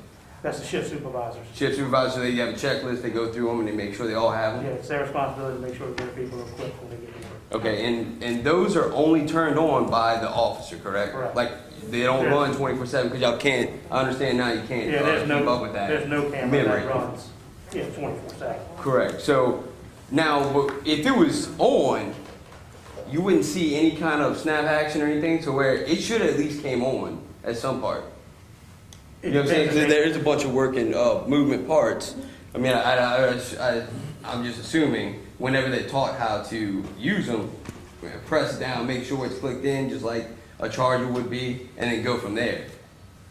I'm not understanding the question. So what I'm saying is if he had it on him, there was no scuffle at all. It's the traffic, so he bumps up. So it should have been on. What I'm saying is there should be a proper procedure of making sure it's all plugged in Yeah, right. you just reach up like that and click the button on the side. It's one little button on the side. But no, I'm talking about the cord that's plugged in. I'm sorry, can we have these details after the meeting? This is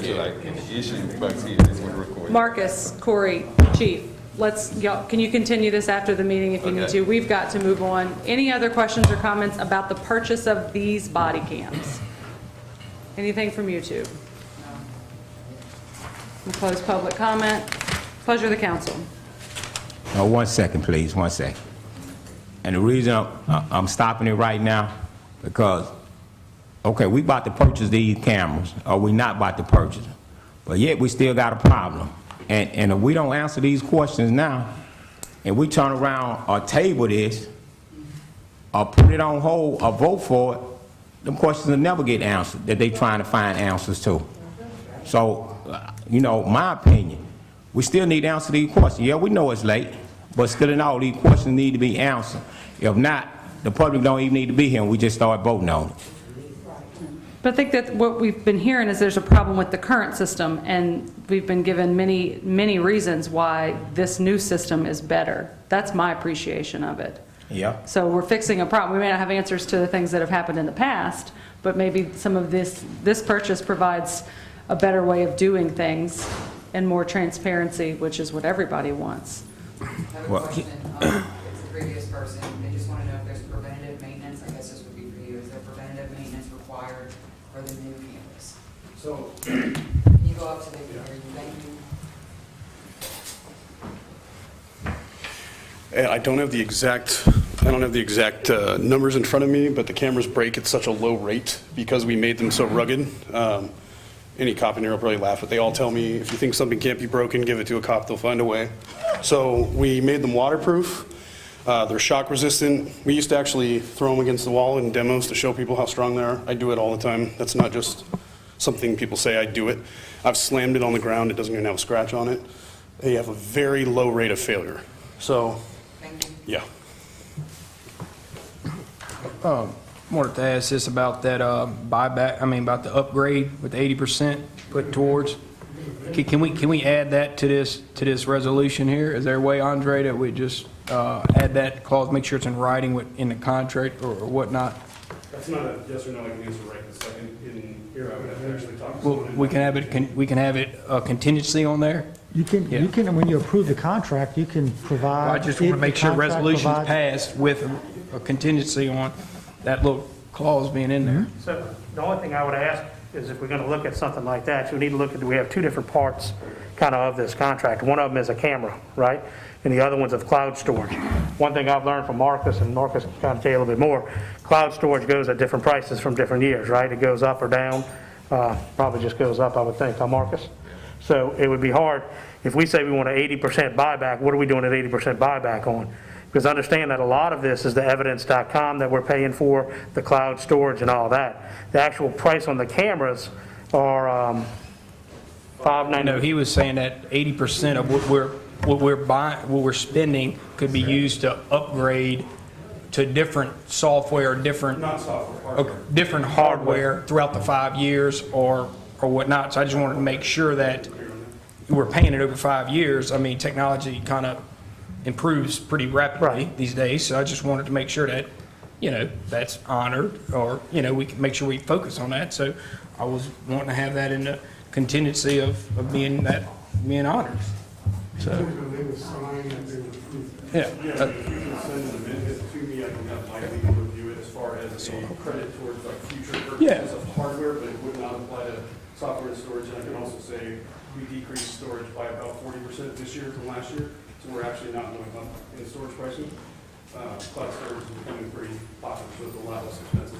All right. So how do we need So we have another comment. Yeah, I just got a question, and I'm not trying to be funny. Y'all got cameras that are going to dogs too? I don't believe that is the case. Most of the canine units actually wear one, but I really. I think they need to consider getting a couple of those too. Yeah. I don't even know what the logistics of that would be. If you figure a camera pointing up and the dog's chin blocking it, there'd be a lot of on the back of the I'm gonna head. help you. Okay, thank you. We're going to close public comment. I guess we'll just add an amendment to the resolution to add that the 80% upgrade, 80% of the purchase, well, I don't know how you want it, 80% of the, Yeah, I was going to help you. Yeah, Sam. help me with that. So I think what you're looking for is an 80% credit toward the Yes. purchase of any upgrade to the hardware of the system. yep, In the future, yeah. in the future, yeah. Uh-huh. And you're looking for that to be in the contract with the company. Yes, So that was a motion to amend? yes. Councilman Leon. Aye. Councilman Andrews. Aye. Councilwoman Gonzalez. Councilman DiVittorio. Aye. Councilman Wills. Aye. Now we need a motion to approve that amended resolution. Right, Andre? Yes, you need a motion to I make that approve it as motion. Second. Councilwoman Gonzalez. Aye. Councilman Leon. Aye. Councilman DiVittorio. Aye. Councilman Wills. Aye. Councilman Andrews. Aye. Number 8, a resolution creating a housing advisory committee. Councilman DiVittorio. We have a resolution creating a housing advisory committee. Tanya, you able to read that, or do we need to read that whole thing, or can we just do a summary of all? You don't need to read the whole. You have to read Okay, all right. Yeah, it's just an advisory committee.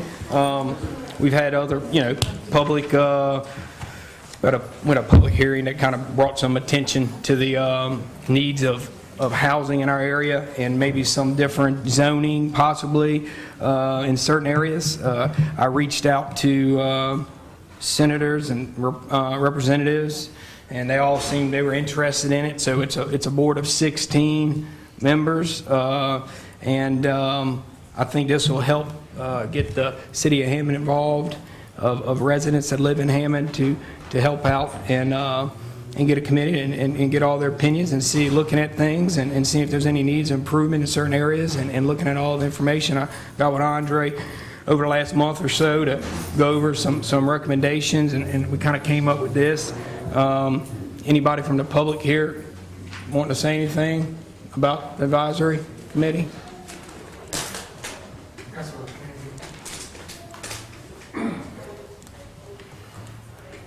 Lamar Marshall, 1104 East Chalet. Just want to thank you, Councilman DiVittorio, for your effort on on looking at this, and also I know you've been in conversation with the mayor and the rest of the council and the administration. So I think that it's going to be a good, if the council decides to pass it, I think it gives us a chance to create a comprehensive plan on how we can look at what type of strategic plan we have for overall housing, homeownership in Hammond, make us more competitive as we, with other areas as we grow our residential infrastructure in the city, make our community more desirable in certain areas, and really invest in growing more permanent housing and more options for home ownership. So I think the Louisiana Housing Corporation is definitely interested in supporting us. I saw the mayor last Thursday. We talked about it somewhat, and he seemed to be very supportive of that whole plan. So I just hope you guys will pass this resolution so we can move forward with a comprehensive strategy. Thank you. Thank you. And The only comments I had, I shared via email. One, I just had a concern with it being 16 people because that's a rather large committee. It's larger than any other committee that we've had. Generally, I think one of the committees that worked the best was the Z. Murray Master Plan for the park. And they had a steering committee of 6 people, but then they reached out to a lot of different focus groups that had specific focus, whether it was real estate professionals, whether it was landlords and tenants, whether it was nonprofits involved in housing, and that's certainly an option that can be taken by this committee. A second note was just that Representative Wheat for District 73 was not part of the list, but we have 2 precincts that are within his jurisdiction. So I didn't know if you wanted to we can add him in there. I missed that. We can add another one. He had a little piece in there, so I overlooked it. I appreciate your thoughts, Lacey, on everything, but we've had small committees, and some have worked well, some haven't, and that's the way I want to try it out. And if we need to reduce it down the road, we can always amend things, and this is what I want to do. And you have some people are not going to make it or attend the meetings at some times, so I think more the merrier, and let's see how this works. We're getting a little more opinions on this group. I don't think it's going to hurt. So, is there a reason why we need 2 per council member? I mean, I'm just questioning, just if that would help reduce the size of a 17-person committee. It just seems like quite a bit. Hold on, I'm not finished, please.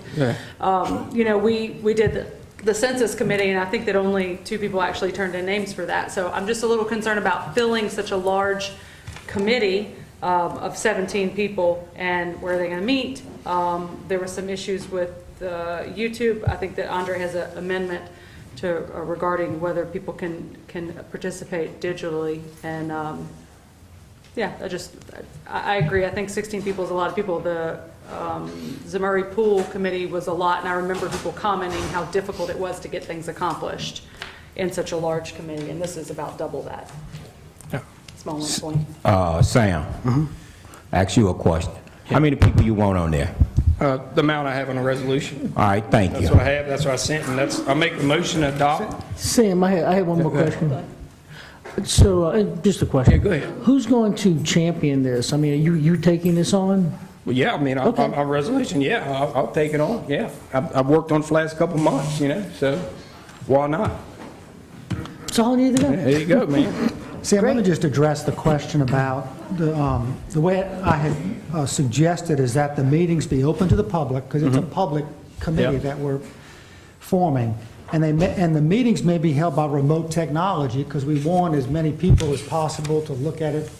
But I want to be sure that it's still to the extent allowed by law. So you still have to have a quorum of the members present to be able to have the meeting. So I just want to make that clear. So my recommendation is to add to the extent allowed by law, since this is a meeting. But we still, I think, want to promote technology and have people available to see what's going on in the committee. So my recommendation was to just add remote technology to the extent allowed by law. And that raises the question about, can a member be counted toward a quorum and participate remotely? And that's probably not going to be allowed for this. Okay. But we still want to have technology, I think. Present, part of, yes, exactly. So I would just recommend to add that it's done to the extent allowed by law, since this will be a public route. Thank you, Andre, and I agree. And now, do you want to add Representative Wheat to? Yes, I'll add that. Representative Wheat. Thank you, I appreciate it. Any other public comments? Anybody on YouTube? No? Okay, I'll close public comment. Pleasure of the council. I make a motion to adopt the resolution. As amended. And As to add- amended. To add Representative Wheat as Wheat one of the and- person, and to add the phrase "to the extent allowed by law" for technology. Yep. I made that motion. Second.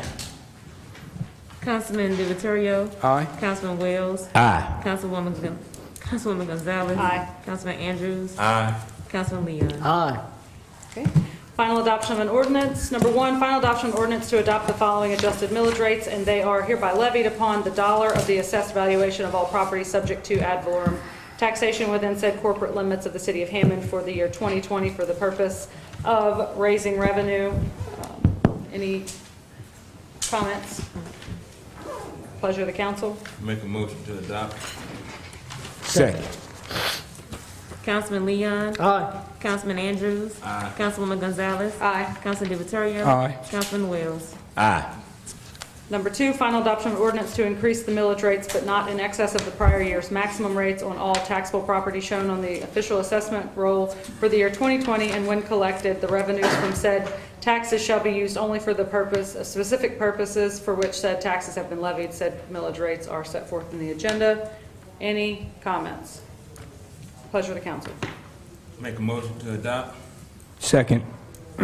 Councilman Leon. Aye. Councilman Andrews. Aye. Councilwoman Gonzalez. Aye. Councilman DiViterio. Aye. Councilman Wells. Aye. Number three, final adoption of an ordinance to declare as surplus and authorize the sale of items listed below to sell on Gov Deals. Items set forth in the agenda. Public comment? Pleasure of the council. Make a motion to adopt. Second. Councilman Leon. Aye. Councilman Andrews. Aye. Councilwoman Gonzalez. Aye. Councilman DiViterio. Aye. Councilman Wells. Aye. Number four, final adoption of an ordinance to accept permanent servitudes related to drainage improvements on Brandy Lane. A. Francis Ard, 406 Brandy Lane, Hammond, Louisiana. B. Lewis and Angela Billiot, 408 Brandy Lane, Hammond, Louisiana. Public comment. Pleasure of the council. Make a motion to adopt. Second. Councilman Leon. Aye. Councilman Andrews. Aye. Councilwoman Gonzalez. Aye. Councilman DiViterio. Aye. Councilman Wells. Aye.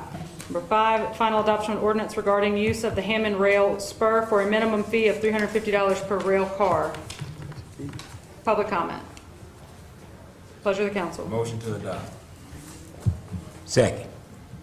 Councilman Leon. Aye. Councilman Andrews. Aye. Councilwoman Gonzalez. Aye. Councilman DiViterio. Aye. Councilman Wells. Aye.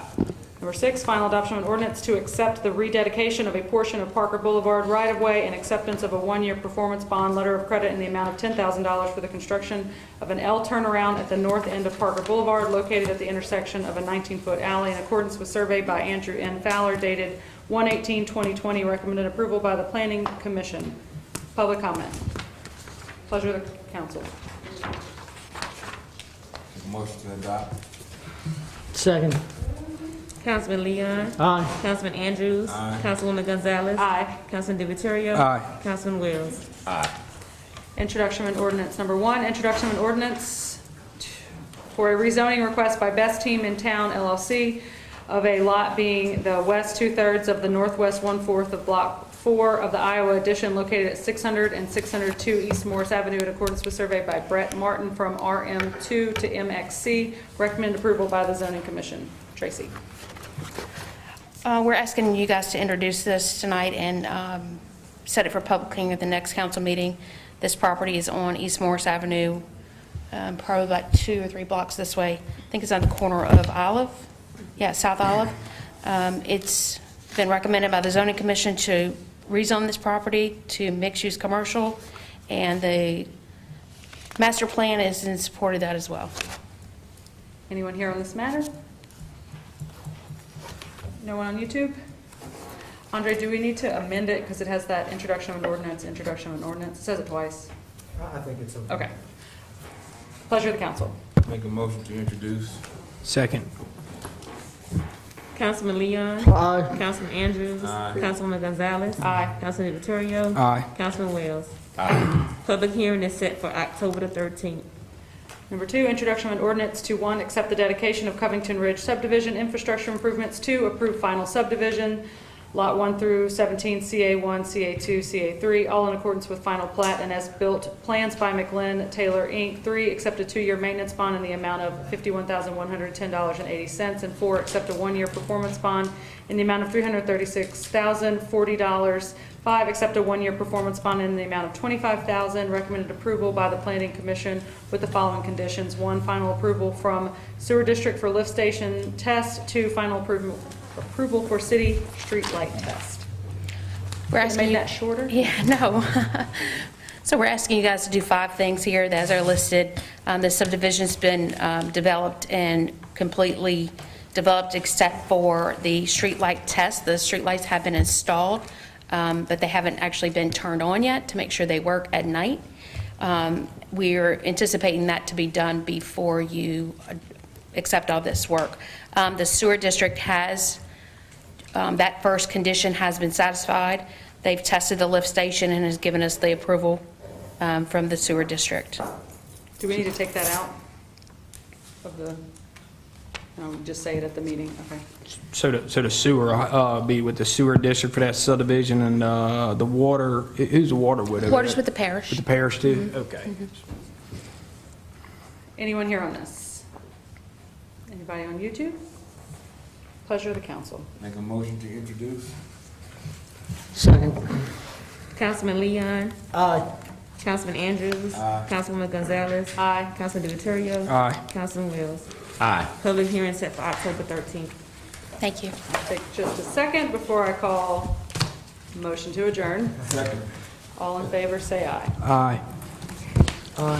I'd like to open this back up. I'd like to give me a new cup for my dick.